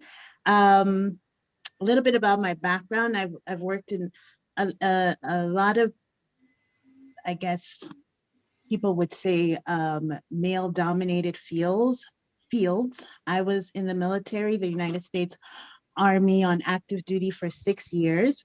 I transitioned out of the military, did some work in the hospitals for a number of years, and then transitioned into a consulting role where I was traveling internationally, doing healthcare and capacity building work in Africa and in Asia. So both of those roles are very heavily male driven. And lastly, I have transitioned a lot of my experience as a scientist into challenging beauty standards through a makeup line, um, which I created and founded, called Zolani Beauty. So I'm going to backtrack and just talk about my experience in the military. I joined the military when I was 20 years old and was there till I was 26. I loved my experience. However, a lot of the challenges, as people may think, came from my body type. I am an African woman, and in the United States Army, you know, we got to do a lot of physical exercising. And a lot of my military experience was wonderful. You know, I learned a lot about leadership, a lot about service, a lot about diversity, inclusion, and, you know, a lot of it was incredible. But my biggest challenge was always about my body. Um, I was never, well, just traditionally, just telling my story. You know, I'm, like I said, I'm an African woman, so I have big boobs and big hips. So I never fit within the standard military sizing. Okay, so I was always considered big, even if I was a size 6. So on a mental, on the mental forefront, I suffered a lot. I had some eating disorders because I always wanted to fit into the mold. I know I was considering breast reduction surgery. I considered all types of body altering surgeries so I could fit within a certain mold. Um, Fortunately, the military is also very supportive, I would say, of um, women rising, but that comes at the cost of you asking. You, and this year I choose to challenge those of us who have chosen to stay behind and not ask for what we deserve. If you know you deserve it, and a lot of times I believe that we don't ask not because we don't think we're deserving, but because we want to meet a certain standards. And like our sister before me said, a lot of women are very, very qualified. A lot of us are attaining the highest levels of education, but we've been conditioned not to ask for what we're worth. So I choose to challenge my peers, my sisters, queens out there to open up our minds, to support each other. When you see that someone has potential, encourage one another along their journey. It goes a long way. I know that some of the biggest moves I've made in my career, asking whether it's for more pay, more money, came from me being challenged by my peers, my mentors to say, you can ask for more. Do not be afraid. And unless we begin to challenge the institutions that we choose to be a part of, to recognize us for our strengths, then we don't give them a chance to be able to meet us. So I think part of the challenge is opening our mouths to say that we do challenge. It's critical to our, taking the bar higher and higher and higher. Um, Secondly, like I said, I want to challenge the fact that as we continue to grow in differing roles, I like to think about, I'm a mom now, I'm a mom of two children. Um, and for me to do a lot of the work I did, I traveled extensively. I needed to get help. I needed to get help in my home. I needed to ask for help from my community. And I needed equal sharing of the responsibilities in my home without feeling guilt. A lot of women will feel guilty about asking their partners to take care of their children or the children that you have together or household duties and stress about doing all of this on their own because we've been conditioned to think that it's our role. However, I choose to challenge my peers and fellow women as we celebrate International Women's Day to regard unpaid work, unpaid care, whether it's of your children, your parents, or your loved ones, and decision making as a basic human right. That you were not designed to be the only one to do this type of care. It's okay to ask for help. It's okay to get paid help. It doesn't matter if you're in the West and you have a washing machine and things may seem a bit easier. The burden of that work can be very taxing. And until we recognize that, we put our mental health, our physical health, we place ourselves in positions where our mental health and our physical health can continue to decline. Lastly, I like to say I challenge beauty standards. With my brand, Zolani Beauty, we're challenging beauty standards because beauty standards historically have been defined by being European, Eurocentric features, and were not carried by women who look like a lot of the women on this panel and myself. Along with that, there is not just beauty standards, but the isms that come along with it. Meaning, and when I say that, I'm talking about colorism, how we choose to regard the color of each other's skin and what that represents to each other. So within, I'll talk about Black community, African community, you know, there is this undisclosed appreciation of different skin tones, um, you know, or classifying one skin tone as better than another. We do it whether consciously or unconsciously, but until we begin to be intentional about our beliefs and where they've come from, um, and until we begin to challenge our beliefs and where they've come from, we continue to pass down these stereotypes to our children. So challenging beauty standards is also not only about us, but about future generations. So generations of brown, Black, and white girls will see themselves and know that regardless of the color of their skin, they are beautiful. And beauty is not just about sharing, you know, makeup, although I'm talking about makeup, but it's about putting the best version of yourself out there. So those are some of the things I choose to challenge as we celebrate International Women's Day. Once again, I thank you for this opportunity to speak and hand it back to you. Thank you so much. Thank you, Nawa. First of all, before I come to you, Clarice, I don't know where you came up with this women bird. You've got a bunch of, you know, I don't know what to say, but thank you, Clarice. Thank you. Thank you for bringing this phenomenal women together. That's what networking is all about. When you're networking, you also learn, you study about each other, you learn about each other, and you know what they're passionate in, and you know where and when you can bring them in. And this just fits in. Thank you. That's very true. Naya, I think you have a whole lot of work to do. As you have decided to challenge, you have to continue, because from all what you have been saying, I can say you wear many hats. Congrats, girl. And one thing I picked, thank you, that you have put your tasks in order of priority. That's what leaders do. That's why you could drop some and pick up some. And for the fact that you went into military at a very, very young age, I'll beg of you to nurture talents within the younger generation, girl. Please start organizing empowerment projects if you have not done that. The younger, I know we are doing this for us and for the younger generation, but I think, girl, I will network and I'll connect to you after this. Thank you, Clarice, for the contacts. I am cashing them from this platform.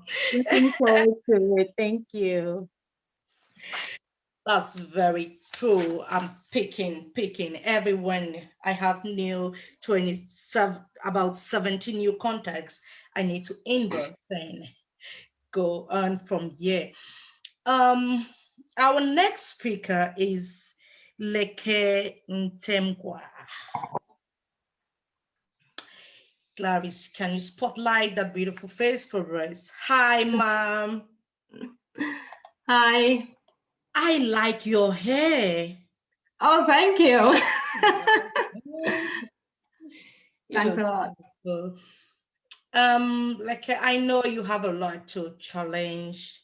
We all agree that it is true. Yes, it's true that some men out there, and also a subset of women, are still having that difficulty to adjusting to women rising to power. What's your take on this? Well, thank you. Thank you for extending the invitation for me to be a speaker here. I'm really honored to be sharing this platform with all of you. I'm Leke Ntemgwa. I'm based in Montreal, and it's really been interesting listening to all of the speakers before me. There are a lot of things I've picked up, but the one interesting one is from Naya, who just spoke, because she raised the topic of women having to do so much housework and not getting help from their partner. And that is actually what I'm choosing to challenge today. Under the topic of the rise of a woman is not the fall of a man, what I'll be challenging today is equal participation in unpaid housework, which has otherwise been referred to as emotional labor, and raising a generation with a gender neutral view of roles in the household. But first, I'd like to challenge the topic itself. The rise of a woman is not the fall of a man. When I saw this topic, the first thing that came to my mind is a podcast I had listened to, in which an author argued that we would be fooling ourselves if we think that centuries of patriarchy is just going to be solved by simply leaning in. And by lean in, he was referring to Sheryl Sandberg's philosophy that the way for a woman to achieve success is by pressing ahead and projecting confidence, taking a seat at the table, physically leaning in order to make themselves heard. He argued that you cannot solve a deeply rooted problem for an oppressed group without some kind of discomfort to the non-oppressed group, because you cannot lift up the people who are down below without moving the people who are standing in front of them. His point actually challenges the notion that the rise of a woman is not the fall of a man, because real empowerment for women involves loss of power for men.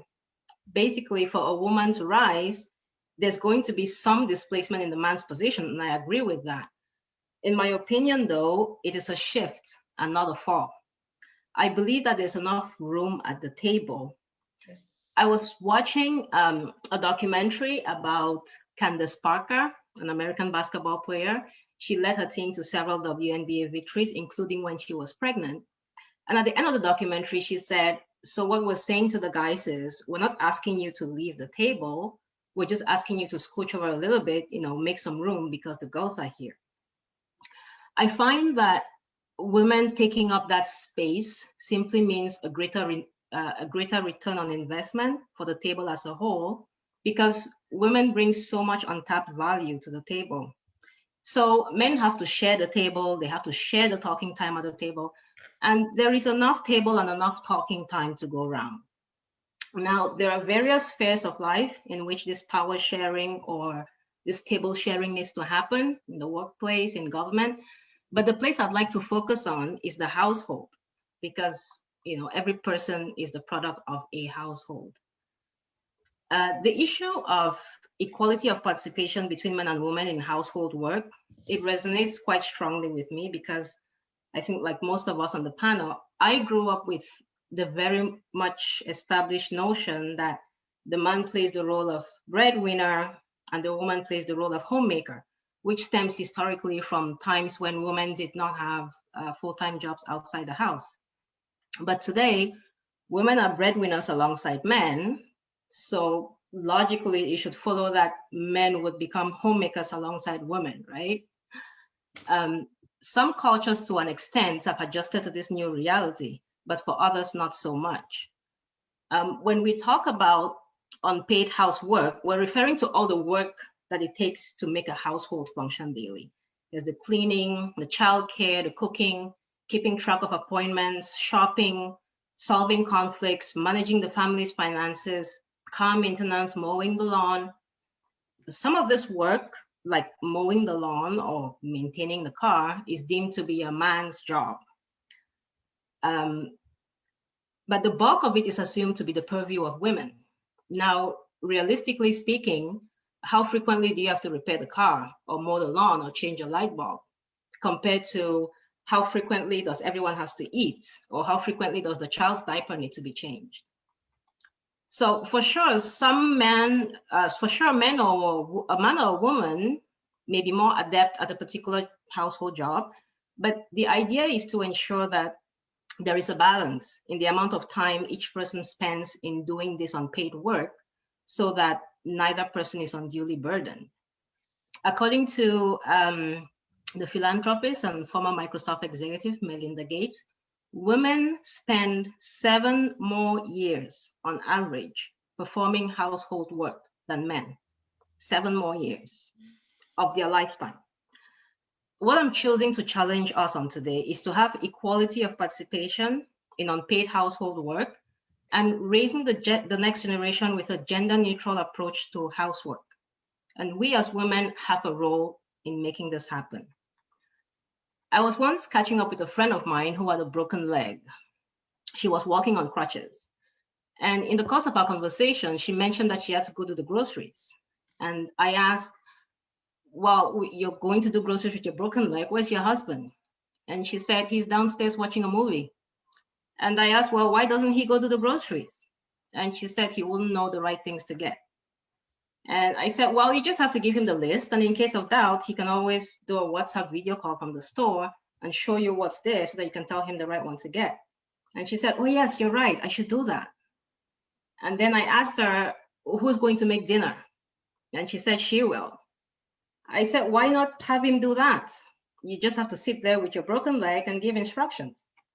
And she seemed taken aback by such a suggestion. It was like, my husband cook? It was clear that that was quite a far-fetched notion. Now, I know my friend to be someone who loves cooking and loves the role of serving the best dish for her husband, and that is wonderful. Where I feel there's a problem is the idea that you must be the one to do it all, or the idea that a man cannot do the groceries or cook even when you have a broken leg. If your boy children grow up never seeing their dad do anything in the kitchen, then we would just be bringing up another generation that views kitchen work as being only for a woman. I view running a household as being no different from running a company. You know, you have to manage people, you have to allocate tasks, manage money. Probably the only thing you can't really do is hire and fire people. Maybe spouses eventually get fired sometimes, but you can't fire the children. So just as we women were raised to do and own household chores, I believe men were concurrently raised to regard that housework as a woman's job. And this is not to give men a pass, but I want to think that if something has never been required of you, then it kind of doesn't really feature in your consciousness. The way my husband and I usually say it is, it's just not on my radar. And just like in a company, for anyone starting a new job, you have to train that person in order for them to gain mastery of the job. So I think we have to educate and train men in this regard. And in some ways, it is frustrating, and I have felt this frustration, having to be the one to tell someone to do all the obvious things that women automatically do around the house. And this is part of what emotional labor is about. But if a man can master doing a paid job, I bet he can master doing an unpaid one as well. It takes the same brain power. I recall times when I used to feel just so overwhelmed from always being the one to whom all of this defaulted to. Why is it that I'm the only one thinking to do everything? You know, the mental energy of thinking of what needs to be done all the time. I felt exhausted and I felt resentment. And I think it's important to have conversations with our spouses or our partners about it. A real conversation around, this is what emotional labor is about. And you need to learn to have this stuff be on your radar on a daily basis without me having to tell you, because it is exhausting for one person. And I can tell you, the more I have had those conversations, the more positively different things have been. We all know about the proverbial excuse that women give when it's time to take a roll in the sack, right? You know, when she says, oh, not tonight, honey, sorry, I have a headache, can't do it. Well, it may not be a headache at all. It may be just that the lady is plain exhausted, both physically and emotionally. So of course she's not in the mood for it. So guys and ladies, I contend that making sure that there is equality in housework not only makes the household as an entity run more efficiently, it has lots of fringe benefits as well. In the bedroom, in your marriage, for your children. And there are lots of studies that back this. Certainly, in order for women to rise up from the burden of doing the bulk of household work, men will have to give up some of the leisure time that they enjoy from not doing that work. Whether it's time that they were spending watching movies or watching the soccer game, they would have to give up some of that time in order to take on some of this work. Someone once asked the Prime Minister of New Zealand, Jacinda Ardern, about her experience as a woman in a position of power. And she said she felt that she had a bit more political space than many other women in leadership, because she was the third woman prime minister in her country. And so in New Zealand, the question of whether a woman could be prime minister had already been addressed. The answer is yes. So that gave her more space to focus on showing that a woman can lead with kindness and empathy. So I'm challenging us today to break the cycle and get to the point where your spouse or your boy child doing the cooking or changing diapers is normal. Then we would have a lot more space, not just to focus on an even more equitable societal structure between men and women, but more space to enjoy the benefits of this equity, starting in our household. I'm challenging us women to facilitate that equal participation of their male partners in unpaid household work, and to enable the raising of a generation of children who get to view household work as gender neutral. And I believe that we need to be clear about the fact that the rise of women is going to mean some adjustment to the position and power of men. But once that power is shared or redistributed, value does get created for everyone involved. Thank you all so much for listening. Oh my God. Well done, Leke. Well done. Oh God. Yes. Why I'm laughing is that you said men have to realize that what helping their women to take part in some of these unpaid house chores comes with fringe benefits. It does. It's as simple as that. It's as simple as that. Emilian, over to you. We cannot really dwell too much into this because I mean, like you've said it all. Thank you. I've learned in particular that there's someone here, she knows exactly why I'm laughing. So we all have learned. Emilian, over to you. Thank you so much.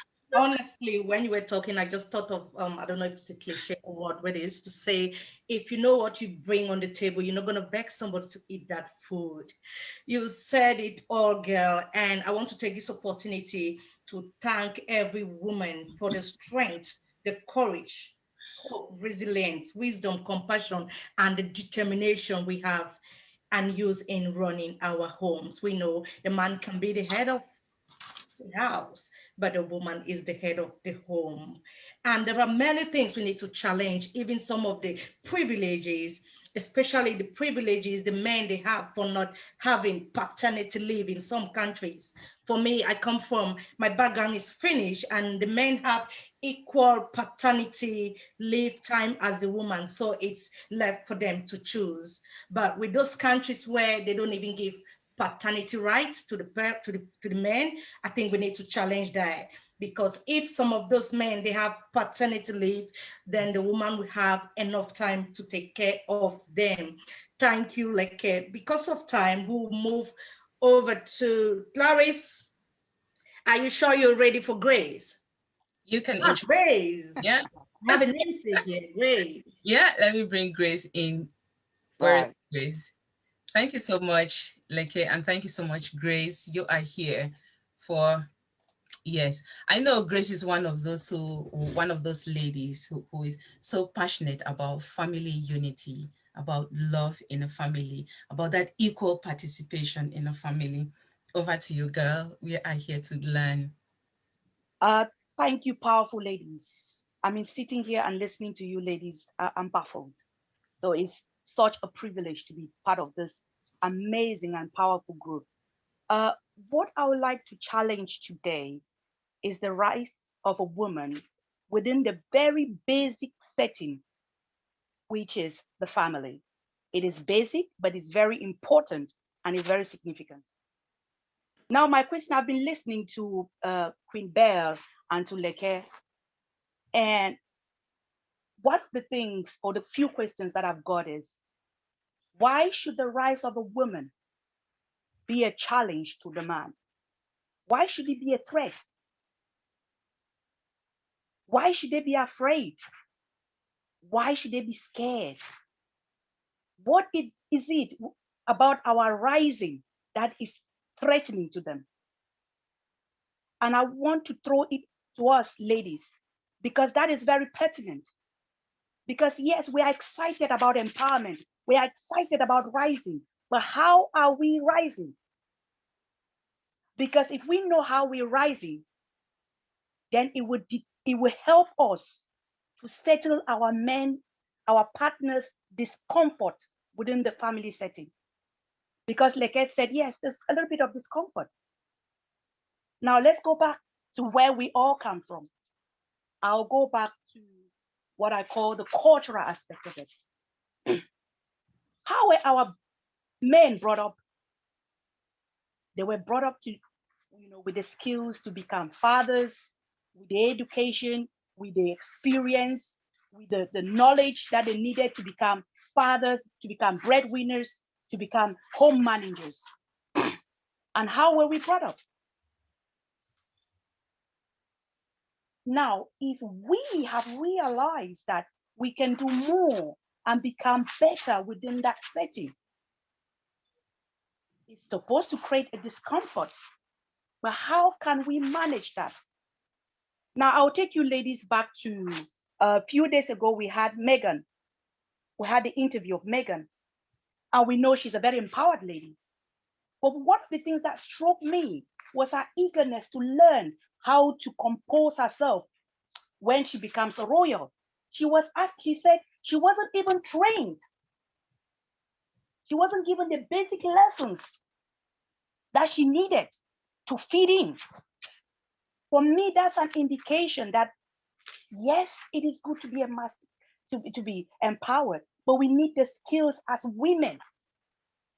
We weren't privileged enough growing up to be trained, to be given those skills as men were given. But now we want to own it. We want to take over. But then we need to do that with the necessary skills. That means we still need to learn. And that's, for me, that's where communication comes in. I need to sit down with my husband and say, all right, guy, look, let's talk this thing out. I want to do this. I want to do that, but let's talk. How are you capable of running the house? How have you been running the house? Because I want to also step in there and do this and do that. Because this is where I feel we have a problem as women in our rising. This is why I feel we might have those challenges. And if it's not well managed, we have, difficulties in our relationships that might lead to us, marriage, divorces, separations as a result of us trying to rise up. So we need to sit down and learn the skills.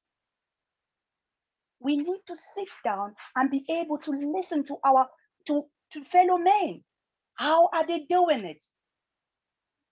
We also need to be talking to fellow ladies, because I particularly have seen ladies that when they feel they are up there, now they come back home. Oh, humility is out of the window. They are no longer humble, no meekness, nothing. They are now in control. I am bringing in the money. I am bringing in this. And as a result, I'm doing this, I'm doing that, I'm doing that. But when the men were in charge, they weren't doing that.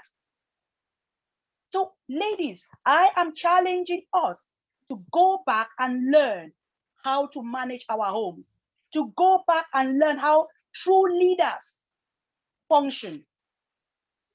Because that is only when we will be able to say we are empowered in a rightful way. It shouldn't be a threat. It would be a little bit of a discomfort. It shouldn't be a threat. And that discomfort could be resolved by just sitting down and having that conversation. I sit down with my partner. I say, look, guys, this is how I feel. What do you take? How do you see it? And if that approach is done in a respectful way, where we have a good, true discussion, why not? Why should he be threatened? Why should we be afraid? So I choose to challenge us ladies that in the pursuit for leadership and empowerment, please, let's get the right skills that's needed for that position. That's why I truly believe that we are still struggling, like the ladies. Again, I had another experience.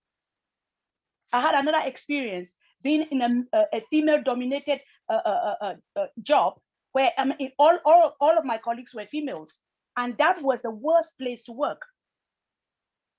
So thank you, ladies, for listening, and I hope that we can keep doing what we're doing. Thank you so much, Grace. Thank you. We need to sit down and learn the skills. Rising shouldn't be a threat. That's what Grace says. In our rising, we may have problems, but we need to be able to manage when we rise. We need to be able to learn the skills when we are rising. And Grace gives the example of Megan. Megan had to learn how to become a princess or a duchess. Yes, even though she's well empowered, she still had to put herself down to learn. Are we doing the same as women? Are we going back to the basics to learn how the men started doing what they are doing? So Grace urges each and every one of us to go back and learn the skills, because rising, a woman rising should not really be a threat to the man. There may be some discomfort, as Grace says, but it shouldn't be a threat. Over to you, Emilienne, for our next speaker. Thank you so much, Grace. Clarice, that was a brave one from Grace, and I like the way she mentioned the Duchess. I thought about what she said in the past. She said, gender equality can't happen without the men. So it boils down to the fact that communication, it's the core. The way we pass it out to the men is what matters.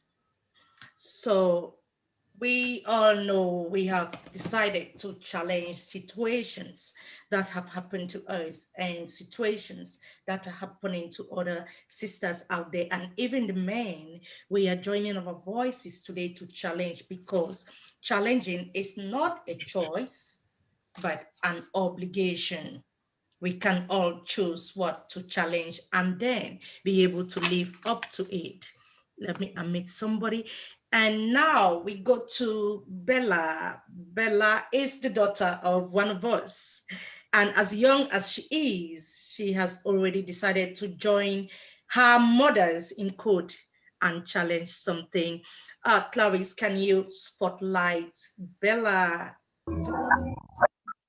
Bella, how are you, girl? Hi everyone. Happy Women's Day. I am so excited. I just love your braveness, you know. Knowing you personally, I celebrate you. Some people might think it's arrogant, but as the UN woman would say, you are being bossy. You are not being arrogant. It's a privilege to have you amongst your mothers, your big sisters, and your aunties. So, Bella, what are you ready to challenge? I am so excited. My younger brother says I am the baby in this group. I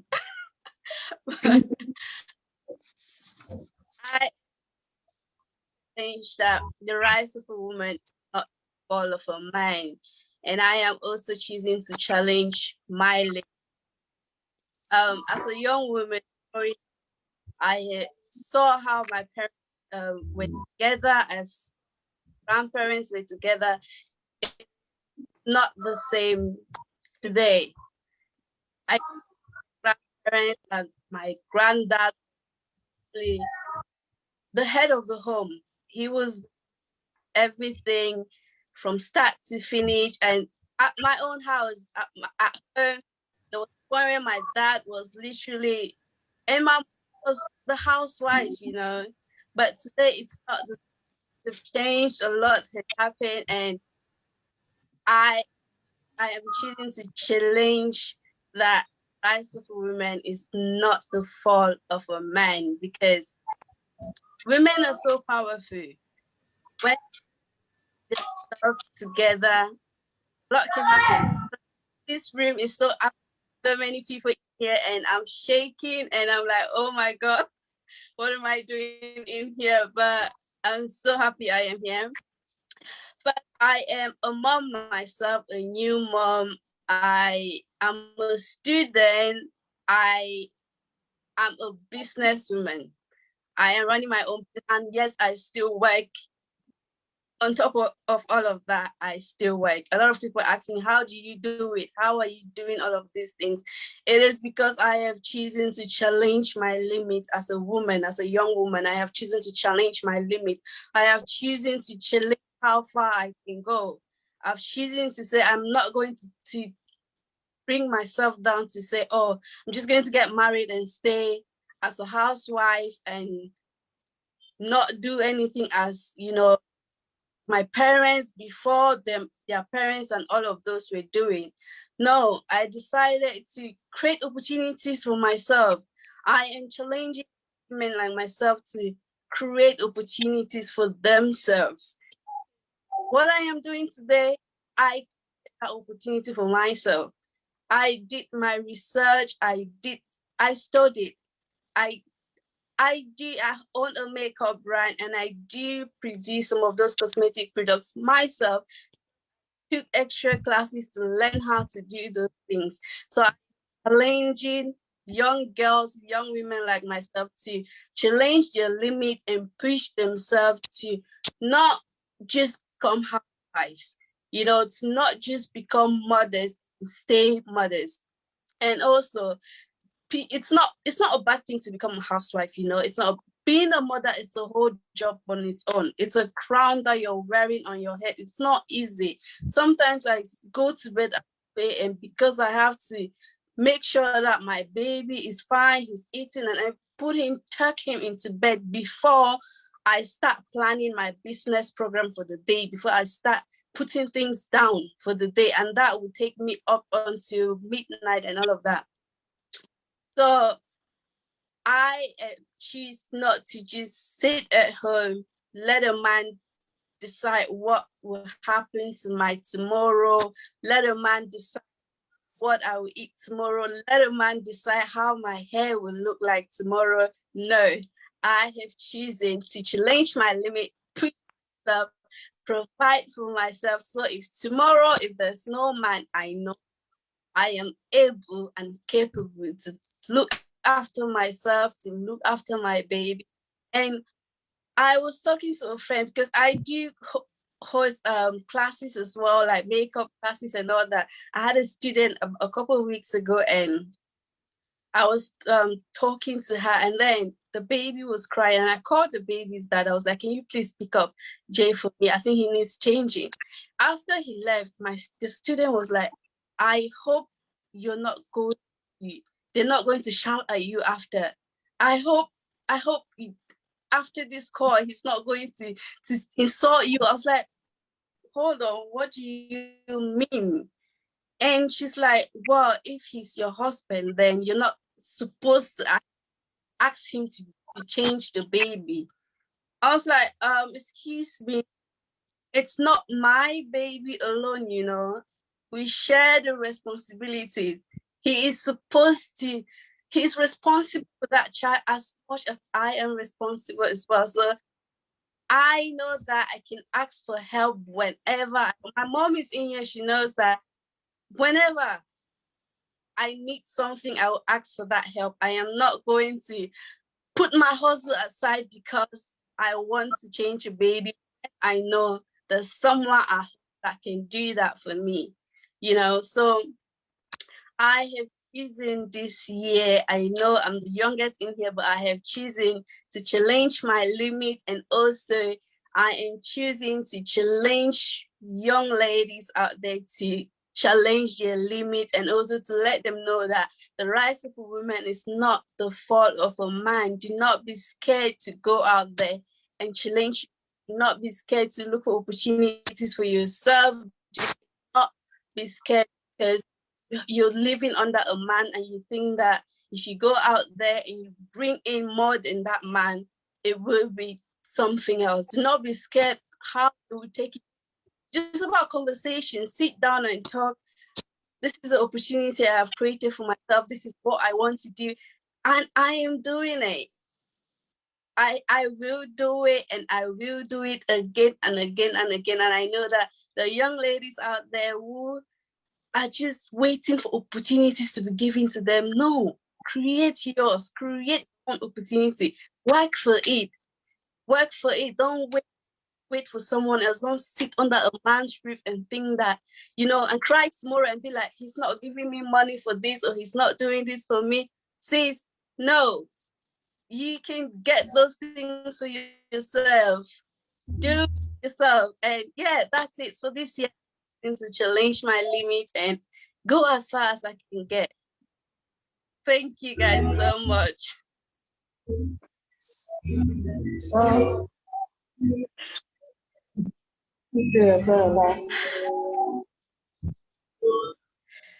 Over to you, Emilian.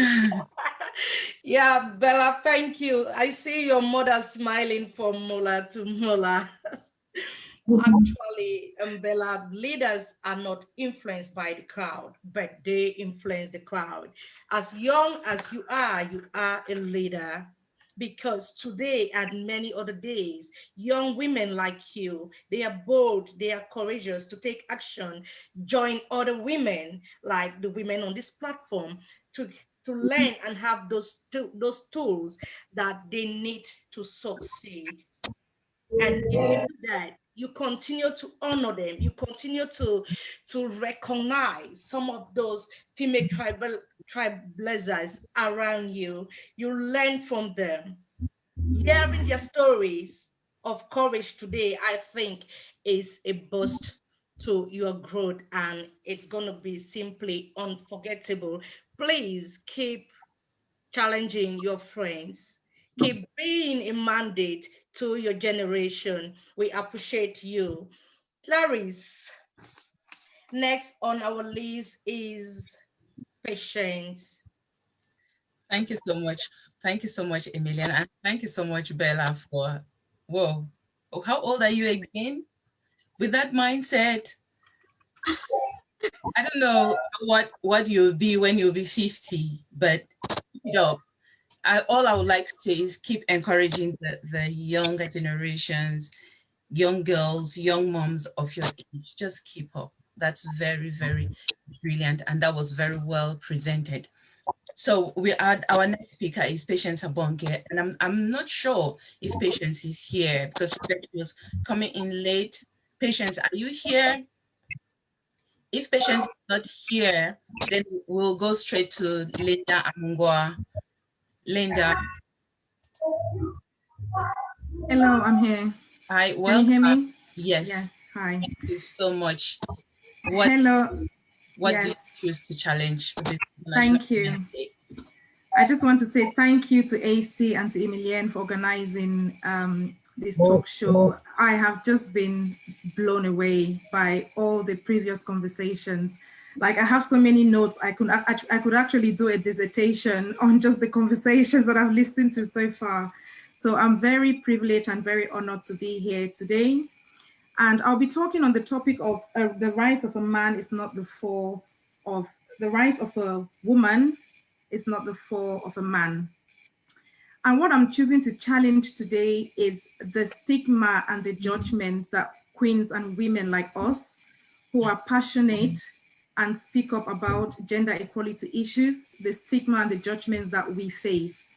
Okay, so not every woman is courageous or believes in women empowerment or is able to speak up on issues around gender equality. And when some of us choose to speak up and choose to challenge, we are faced by judgments, we are faced by stigma, and this probably applies mainly within our sort of Cameroonian or sort of African culture. And I'll explain a bit further. So you hear people say things like, oh, you know, just speaking on what Leke was saying about household chores and, you know, sharing duties at home. And you hear other people say, oh, you know, I really feel sorry for that person's husband because the way she talks about this women empowerment thing all the time, she wears the trousers in the house, you know, they start to feel sorry for your husband. They think that you're not a good wife or you're arrogant. Like there's all these judgments that come purely because you choose to challenge and you choose to speak up on gender equality issues. So I'm going to start by looking at maybe single ladies. Okay, if we look at the single ladies within our community and the pressures that they are under, especially the single ladies that speak up about gender equality issues, they're being judged. People say things like, oh, that one will never get a husband, no one is going to marry her because all she talks about is women issues, gender equality. She's one that is going to want to wear the trousers or be the boss in the house. And and they expect you to tone things down or to lower your standards, or in order to be able to get a husband. And we even see situations where parents, for example, might not want to further the education of their daughters. They don't want them to achieve higher education because they feel that the more education you have, it puts you at a lesser chance of getting a husband. So there's all this stigma that goes around women, powerful women like us, who are speaking up against these issues. So I am a mom of 4 children. Okay, I have 4 kids. And, there's no way I can attend to all 4 children at the same time. Sometimes we can go to a party and the kids are running up and down, and I'll need my husband to maybe keep an eye on what some of the kids or change nappies. And then the next thing you hear is, oh my God, see, her husband is doing this, she's changing nappies. I wonder what goes on within their home, and there's all this. And, speaking up around about equality issues doesn't make you a bad wife. It doesn't make you a disrespectful woman. It doesn't make you somebody who thinks that they're above and beyond a man. It's about, let's get this balance. It's not us wanting to be above. It's about, let's all support each other. And the stigma around it is just unbelievable. And it happens in our community so much. And this is why I am really choosing to challenge this. Sometimes you might have a woman who's, in an abusive relationship, and she takes that courage to leave that relationship. Instead of us as women or men as well supporting that woman, we tend to be judgmental, especially if it's a woman who speaks up on gender issues. People say things like, oh, no doubt the marriage didn't work, it was her fault, because and it's just not right. Women need to be able to speak up on gender equality issues, and especially within the family unit. We need that balance. And when I was listening to Leke, and I was like, this is really, what we're talking about. We all need to share in the chores, and the fact that we are telling our husbands to help us with the house chores doesn't make us bad wives. And I think it's really unfair. And sometimes some of the judgments come from us women. It doesn't always come from the men. We have women as well who are judging other women and saying how, they cannot be good wives or they are not respectful because we choose to challenge these issues. And I think this really needs to stop. So I know we're conscious of time, but again, I just want to say that please, women should not be put under any pressure not to progress in their career or progress with their education, or ask their husbands to help out in the house because of the stigma that goes around with it. So thank you very much. And yeah, I've really enjoyed the show. Thanks a lot to those who organized this. Thank you. Thank you so much, Linda, for pointing that out. Yes, unfortunately, women are the ones judging other women in our communities. Like you said, in places, when we go places, for example, yourself, you have 4 kids. There's no way you can attend to all of them at the same time. So obviously he has to step in. Unfortunately, when he steps in, not particularly you, there are so many others, when they step in, she is the one wearing the trousers in that house. She is the one doing this. How dare she? I will say, how dare you question what is happening in my own house? But at the same time, it is good that the men also step up with their own responsibilities. And linking again to what Leke said, we also learn how to, if they can learn to do the job that they are being paid to do, then they can also learn. We can also teach them to do what we expect or what we require them to do as far as household chores are concerned. So thank you so much for bringing that up, Linda, and thank you. Emilian, over to you. Our next speaker is supposed to be Eunice, but Eunice is not well. So we move on to the next person, who is Judith Moore.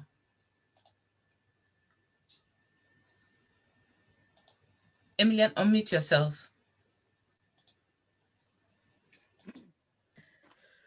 Sorry about that. I didn't notice. Thank you, ladies. Next on the list we have Umejo Vania. Okay, that's fine. Yeah. Vania, are you there? It's muted. Okay. Yeah, I'm there. Just a lot of music from the background. There's noise in the background. Is it possible to move away so people can hear you? It's from the neighborhood, so. Okay. Yeah. All right. From the neighborhood. Over to you, Emilia. Vania, we are here today because we have chosen to challenge certain things, and we know our collective legacy is going to provide light and shade for the next generation to come, and this also will help us in our journey and many others. Today, celebrate International Women's Day 2021. What are you, as a person, choosing to challenge? Yes. Happy Women's Day, all of us. I will celebrate Women's Day. We know that it's not just a day event, but a yearly issue. It's a continuous thing, not just the 8th of March, as generally assumed.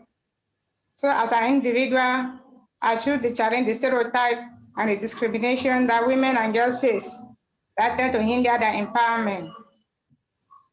And doing that, there are a lot of strategies we can use. I think we can use the issue of training, advocacy, education, and empowerment. Those are some of the approaches that one can use to effectively ensure that the unnecessary discrimination women face, especially in Cameroon, in terms of some preferences, inheritance rights, that they give priority to men. They believe that a woman will leave their compound to a next family, so they give priorities to men. Women find themselves in families that decision making, they don't consider them. They believe that you have to go to another family to make decisions. But when you find yourself in another family, they say, no, you are just a wife. So a woman is always in a confused state. So I tend to challenge those discriminatory attitudes. Because those discriminatory attitudes channel to the next generation. The girl children grow to know that I'm just a child in the household. So what do I have to offer when my brothers are talking? The brother also say, who are you to talk when women are talking? So they make to have women to have inferiority complex. But those philosophies need to be dismantled. And how can we dismantle them? By sensitizing the young ones to give them appropriate training, the appropriate advocacy campaign and knowledge that they need to know to understand that the society is for everybody and not just for men. They should not only find themselves in care roles. Women should not be part only in the kitchen. The women are making intentional decisions in the community, they should be there. Their own role is not only to save people after every occasion. Their own role is to plan for whatsoever needs for development in the community, in the family, in the home, in the society as a whole. Those are some of the principles we can accomplish. And when you are looking at saying that the rise of a woman is not the fall of a man, it's a broad concept. And when I look at it, we look at the dimension of empowerment or advancement. What is the implication? When a woman rises to authority or position of influence, it can be in terms of economic, in terms of education, legal knowledge, socially. What is the implication now to the society and the man? The man here will not be the husband. It can be the husband, it can be the father, it can be the brother, it can be any community member. How do they benefit? Those are some of the things. But I believe that if you understand from that perspective, the men who always are afraid of the advancement of women will understand why they should support the women to go ahead. Women should support men, men should support women.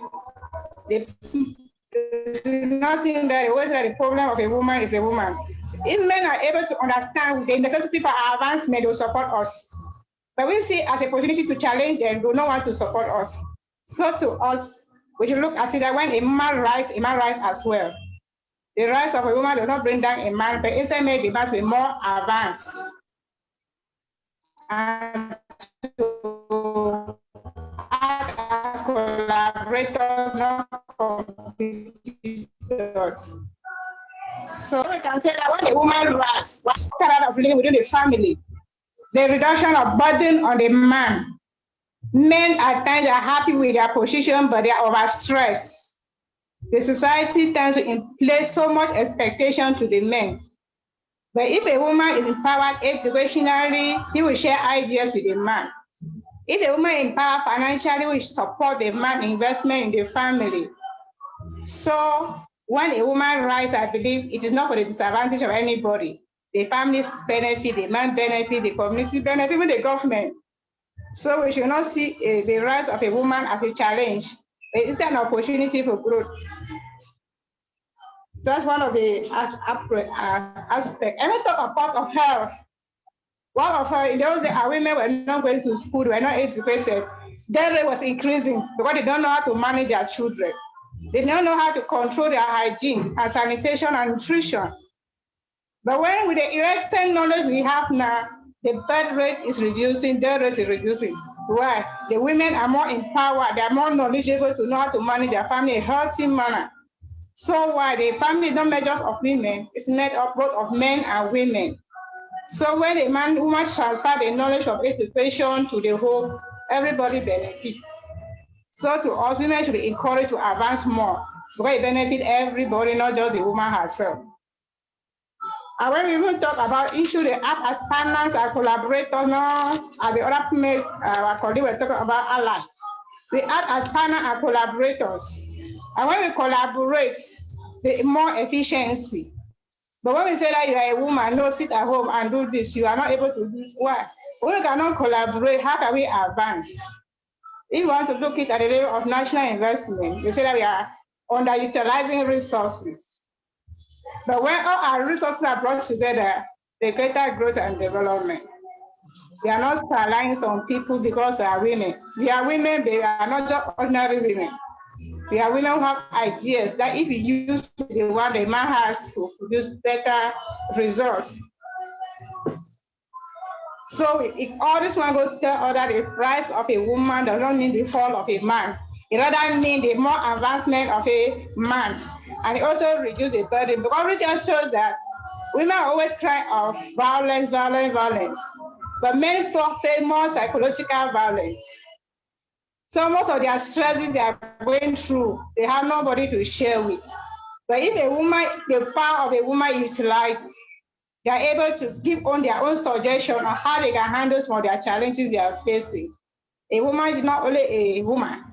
A woman is a human being. It's not a stone. It's a human being who have influence, who have ideologies that can help promote the business of a man. That's why I believe that there's increased investment within the family circle because the woman will be able to contribute ideas and finances that will help them to carry out sustainable projects. So if we keep neglecting our women, it will not be so good. So in the long run, Vanya, yeah. can you hear me? Thank you so very much. We have time limits, and I want to just tell you that you are incredible. Thank you. Powerful woman. Continue to inspire your community and look after us. Thank you for the opportunity. Clary, she said something that leaders collaborate. She said something that we need to collaborate, and I think that's one aspect of a leader. Thank you so very much, Vania. That was funny. Thank you, welcome, a pleasure. Clarice, over to you, girl. Thank you so much, Vania, for that great presentation. Unfortunately, we are running a little bit against time, so we need to be quick so we get everyone to speak. So our next speaker is no other person but our financial guru. I'm not sure if she knew that that's how I would like to present her. Yes, our financial guru, Judith Moore. She's going to tell us how she's choosing to challenge the fear of us women becoming financially independent. Judith, over to you. Good evening, everyone. And I would like to take the opportunity to thank everybody who has been on this panel. I mean, it's just absolutely amazing, mind-blowing, really. Thank you all very much, Clarice and Emilian, for organizing this. And I'm really happy to be part of this. I've learned so much from all you wonderful ladies. And I'm not going to talk too much because time is really against us. But as a woman in finance, and I would just want to say something that one of the things that I choose to challenge is the fact that it's like in my job, I have to apologize for the fact that I'm also a mom. I remember last year, just before the pandemic, I had just this one day of work. And like a woman who is a career woman, when you have this one day off, you plan everything around your kids.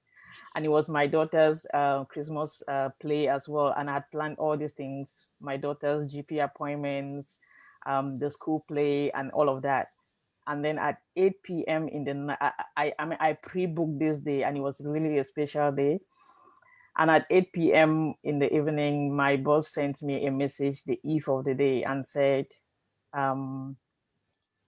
you have to come to work tomorrow because I've booked an important meeting. And how do you even start responding to that? You have this pack for your days all around your kids, and then you have an important client's financial meeting to attend because your own day or your kids' day is unimportant. So, and that led to me losing my job. So I actually lost the job because it then created this really awkward relationship between us after that. It happened that the HR was a woman. And when she saw me coming at work, because I told her how important this day was, she was like, what are you doing here? And when I told her, she went straight to the partners, and it was a war. So you can imagine I lost the job after that.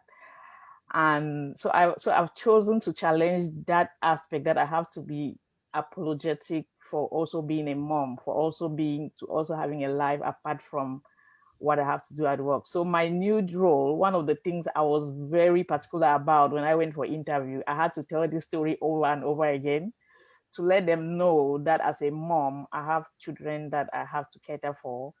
And so a client's finances will not come in the place of my children. That's point number one. And then as a result of that, I then made this decision that as women, I have to do something outside of my career. We've grown up as women, we build these careers, our lives are focused on career. Now that was an eye opener for me. I spend this time building the finances of other people, right? And then I get to lose my job just because of the fact that I have to also stay around my own children and provide just one day for them. So after that, I said, no, I'm not going to depend on a job again. Yes, I will still go to work, but now I'm educating all women. I'm talking to moms, and I'm promoting moms I'm challenging them to find ways of finding financial freedom outside of your job. Financial freedom doesn't mean you have all the money in the world. It simply means that you can still survive without depending on that salary. It simply means that you can stand and say, I have kids to take care of. I have other family issues to take care of without necessarily depending 100% on your salary, and be unapologetic about it. Unapologetic about it. So because of that, I started a side hustle. I started an Amazon store. It's challenging. I go to work. I come back even in the midst of children. I like Bella said, after the kids' homework and all of that, I sit there to fight with Amazon, the legal side of things. I mean, I almost had a lawsuit when I was applying for my trade name and all of that stuff. It's been challenging. I go to bed 2 a.m. at night, and I'm challenging all of us women to find some aspect of financial freedom out there. There are a lot of opportunities out there. Speak to a woman. You don't have to do what I do, but if you come to me, because of I am in finance, I talk to people every day. I see different business ideas. It doesn't have to be what I do. You don't have to do what I do. But then if you come to me, I could give you a proposal of all the other things that I've seen out there, and you can make a choice. You can make a decision on what you want to do outside of your work. And also, I'm also challenging us women to be the backbone of the finances of our homes. Because one thing is that the men may bring in the money, but they are not good managers of money. So as a woman, you will be able to manage your home finances better than the man. And just like they say that when a home breaks down, the woman gets blamed for it. It doesn't matter whether it's in the aspect of finances, it doesn't matter whatever aspect it is. When you learn how to manage your home's finances, then it makes the home better. You work in partnership with your husband to manage your home's finances. I mean, it's never about how much your family finances are. It's about how much you can manage what you get. And this management, I can assure all of us, lies in the hands of the woman. Men, they from my experience, they just don't know how to manage your family finances. But then it's never about how much you earn. It's all about how you manage these finances. I dared to send my daughter to a private school. My husband is totally against it. It's always about how can we afford this, because we don't earn a lot. But you see, being a woman who has chosen that my child's education, especially in a world like this, where where our color challenges us, and like it's not about how much we earn, it's about managing the little that we earn and making sure that working together as a team, we can bring the little that we have together and we can go places with it. So just in addition to everybody saying that when you join together with your husband in collaboration, it doesn't bring him down, rather it empowers him as well. It's never about his position being threatened. It's just a little inconvenience, but you adjust anyway if you position it rightly, as Grace said. So thank you all, ladies. I would like to stop there because time is against us, and I hope somebody learned something from what I said. Oh yes, I definitely did. It's not about how much you earn, but it's about how you manage what you earn. And working together, working in collaboration with your partner makes the whole difference. Thank you so much, Judith. And we just quickly move on to our next speaker, and it's Sophie. Sophie Ekambi. Sophie, are you here? I know you've been waiting for a very long time. Sophie, are you there? Yes. Hi, Clarice. Hi. And hello. Hello. Let me put you on spotlight. Let me see. Hold on. Can we see your video? Oh, okay. Yeah, because it wouldn't allow me to put you on spotlight if there's no video. All right. Hi guys, we still have a few more minutes to go and we still have 2 more speakers. Thank you so much. Thank you so much, Clarice, and thank you all ladies for all the wonderful things you've said.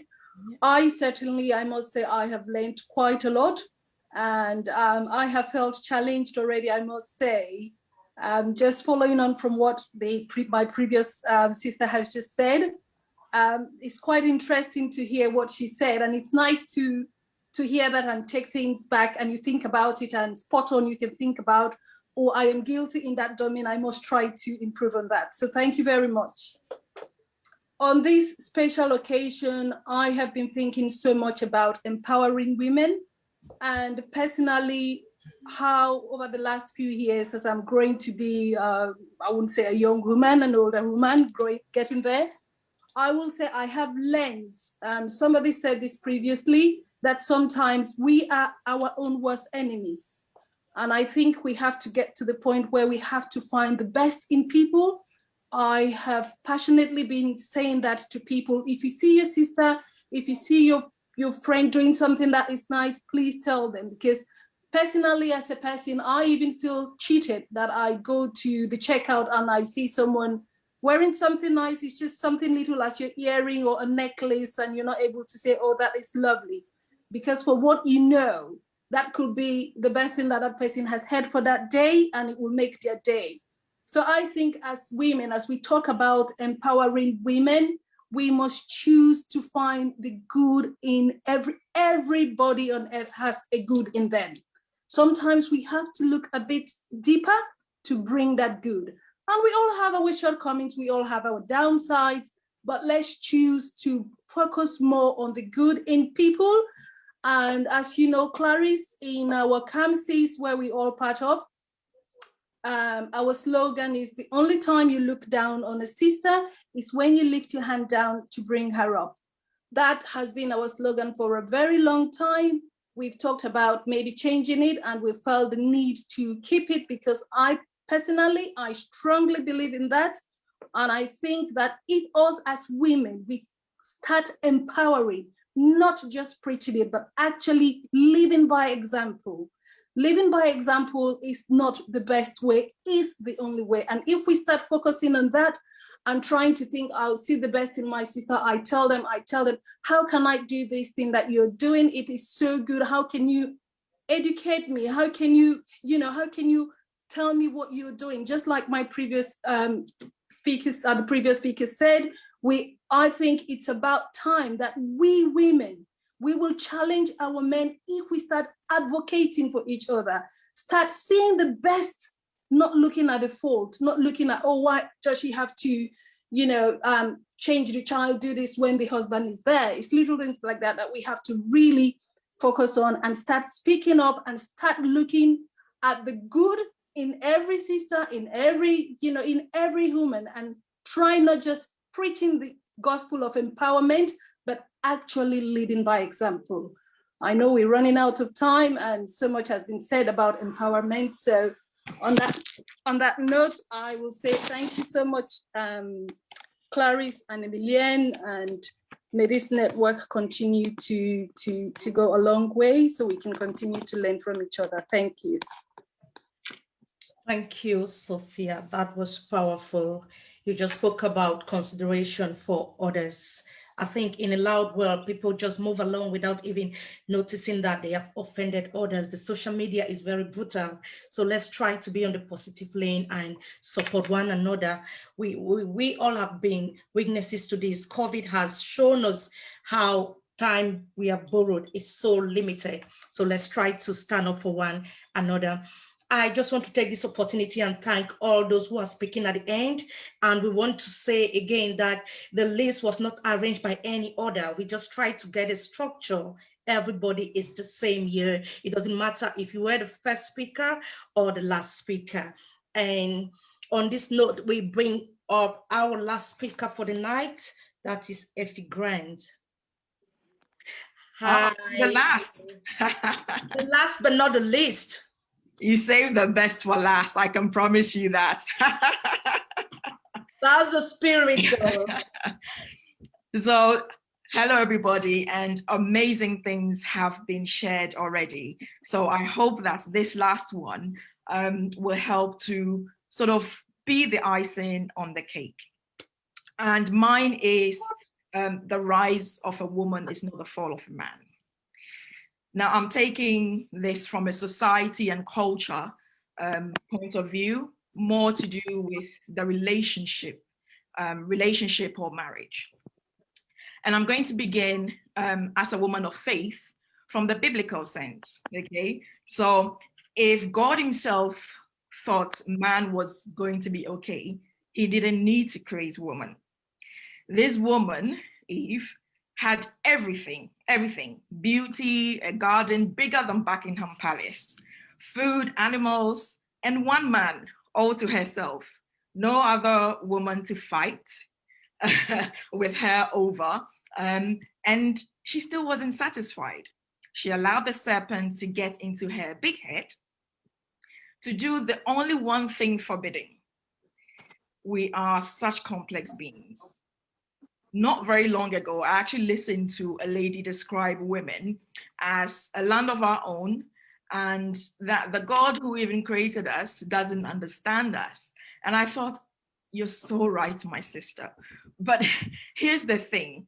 I believe that we women, we appreciate that we are complex beings. But we, along with the men, forget the one thing in this entire world we are forbidden from, and that is not to rise above, standing firm. Now, Eve may have failed us badly, but here we are, still fundamentally made to rise. And the men need to understand that we rise in order to protect and lift them. You've gathered by now that that rise is not necessarily literal. The woman built up all the way from birth to being multitasking, as many of you have already, mentioned, at home and at work. We have to rise. I mean, we say that behind every successful woman, every successful man is a woman. Why? It's because she prays and she hopes for him to be well with positive thoughts, anointing his feet and his coming and going with words of affirmation. So let's understand our role first and let it sink into our own mindsets, that the man's role is also to just love, love, and love. You see, I believe that Adam may have been absent-minded for a little while, which allowed the serpent to go and manipulate Eve. But my pastor might tell me otherwise, but that's what I'm choosing to believe anyway. Yes, we are complex, but I'm sure you'd agree that a loved woman is assured, confident, and mature. These attributes also come from doing well, rising in our chosen fields or wherever we find ourselves, being praised. And the icing on the cake in any relationship is being recognized by your man. This woman can be the best companion ever. And men need to get that into their heads too. They couldn't do it all on their own. That's why we're here, to rise to the challenge of good companionship, to will them on. Now, I give myself an example. My Jojo is the best champion that I could ever ask for. Everything I put my mind and hands to, he says to me, darling, I'm so proud of you. That was fantastic. Do you think next time you could try things this way too? I think it will make you even more incredible. Then I feel so amazing, inspired, assured, confident in my own capabilities. And one of those capabilities, when I've risen to be that companion he needs when he's down and out. Men are said to be masculine. And yes, they can exercise that masculinity very coldly at times. But sort that patriarchy. They're babies, let's face it. When it comes to it, they need our arms and bosoms to lean on, and all is all right in the world again. Will they admit it easily? Absolutely not. And here's where I choose to challenge the men when it comes to domestic violence or abuse. But let's not forget that women also abuse men when it comes to this. My initial challenge was challenging racial and gender inequality. But sadly, in my home country of Ghana recently, there have been more cases of men who have abused their women, and these women have lost their lives. And I had to say it was enough. I know that so much has been done already, but the one thing that I'm choosing to have to challenge on this is to challenge our own culture and norms that continue to lead men on the idea of being superior and forgetting the duty of love. Now, this sometimes starts from the home. Mothers leave the boys out of chores and say things like, oh, he's a boy. Mommy's boy does no wrong. He's going to be the man, We're all here with the need to have to challenge the generations that have come before us to stop them from continuing to say some of these things. You get into marriage or relationships and, challenging times comes and you hear, more often than not, sometimes our own mothers and aunties saying, marriage is a long road. Don't disgrace him. You know, just stick with it. Even if it pinches you, be quiet, take the pain, you know, because it's a long road and you don't want to bring disgrace to the family. But no, here's it. We need to say no more, no to these things. Save ourselves, save our sisters. Now, for the generations before us, admittedly, it might be late, but I think we can challenge them still and also challenge ourselves to bring our sons up with so much intention that their role is of love. And of course, our daughters to know of their roles. But then also as peers, you know, as sisters, don't set another woman up for failure. All that pressure, oh, you're not married or you don't have kids. Let's hold that fire. And where you see pain, lean harder, listen more intently, and offer your space and uplift another woman. Now, uplifting another woman is so easy in this century. We have social media, just a mention or focus of how beautiful or great one is doing can be all it takes. I mean, we can add so much value to our networks, gathering of other friends or women together to do something for one. And I'll give you an example. Just a friend has been going through something and a few of us came together, pooled resources, and gave her a massive treat. She was so blown away and it was deeply satisfying. We are such a powerful force together. And I know that some of these things can be one-offs, but I think, can we commit to making it a routine? I believe that some of these actions can go to show any man as well that his woman has value. And perhaps some of the dismissive ideas and disrespect may shift. Now, that will be a bonus, but more importantly, I think this uplift will create a safe space for possibly not one woman to open up and say, I'm struggling, help me. He's hurting me, help me. Because we can help to stop some of these unnecessary abuse and loss of life. The men can get there in their understanding that our rise is not their fall, but it will also take us to help them understand their masculinity is really to exercise nothing but love. The love that makes a confident, able, and mature woman who rises to the challenge of making provision for food, water, warmth, security, and the intimacy that's been mentioned before that is so important, and prestige, you know, the very things that equip him for self-actualization, as Abraham Maslow, you know, has aptly put for centuries now. This is the meaning of behind every successful man is a woman. Wow. So let's choose to challenge ourselves, our grandmothers, aunties, society, and culture. We should not perish for rising because our rise is their rise. Big up, sisters. Oh my God. I was thinking, are we gonna leave this platform without talking about integrity? If it cross my heart to you, I'm a sister, I'm a woman of faith, but I'm not gonna comment. I just want to, Clarice, I'm shaking. I really see now that we had to, you know, God works in ways. We are not saying she's the best, but we left the icing on the cake is the last thing that comes.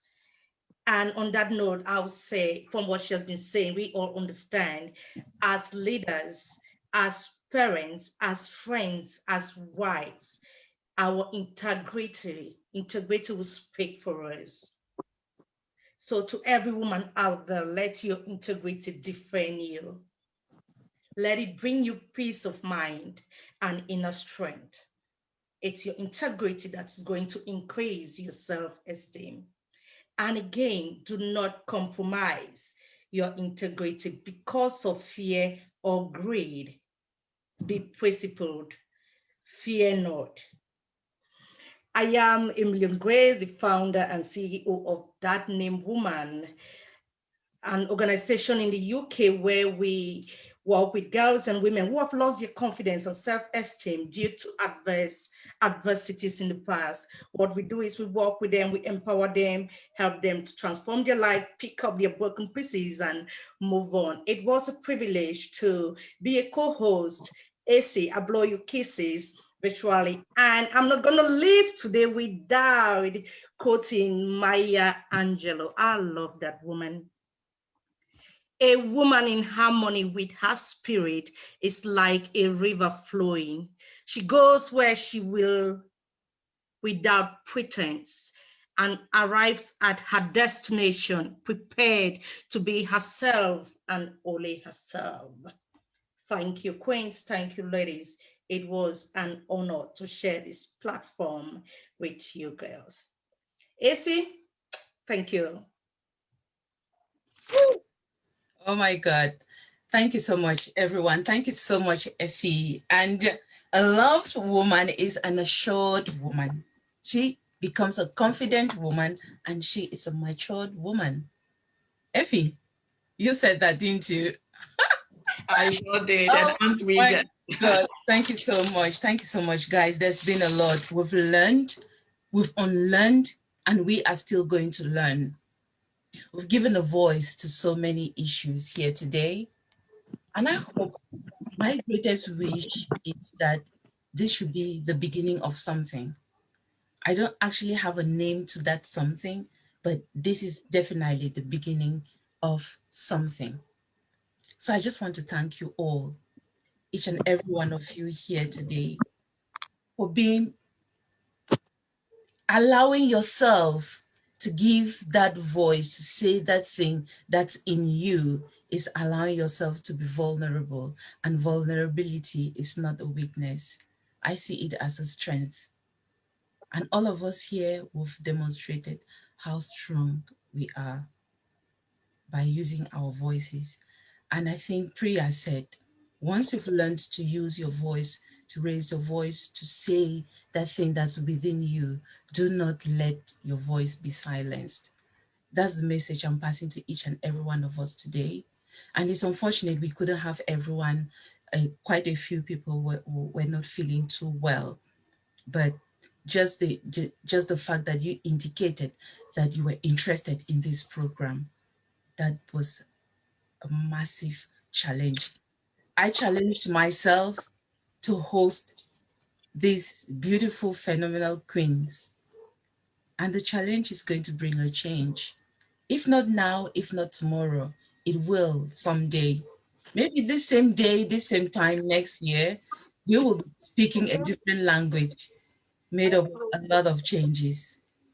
It's unfortunate that we can't take questions from the audience, but I pray that each and every one of us, after our live show, we can also go to a Facebook, then we check on the questions and see if our audience, if they had any questions or any comments that we think we can also comment there as well, just to encourage them as well. But I would really like to thank everyone, our audience who took the time as well to stay with us. We've been on here for about 3 hours, 15 minutes, and I still feel like going, but we've got kids waiting, we've got families waiting. We can't stay here forever, but we can make it a date for another time. Maybe next year, maybe next month, maybe when the lockdown rules have eased, we can make this a face-to-face event as well. I feel like hugging each and every one of you today, but I'll just give you a virtual hug. And whenever we meet physically, we will have. So if we can, let me see if I can put it on full view. Okay. Okay, let's, okay.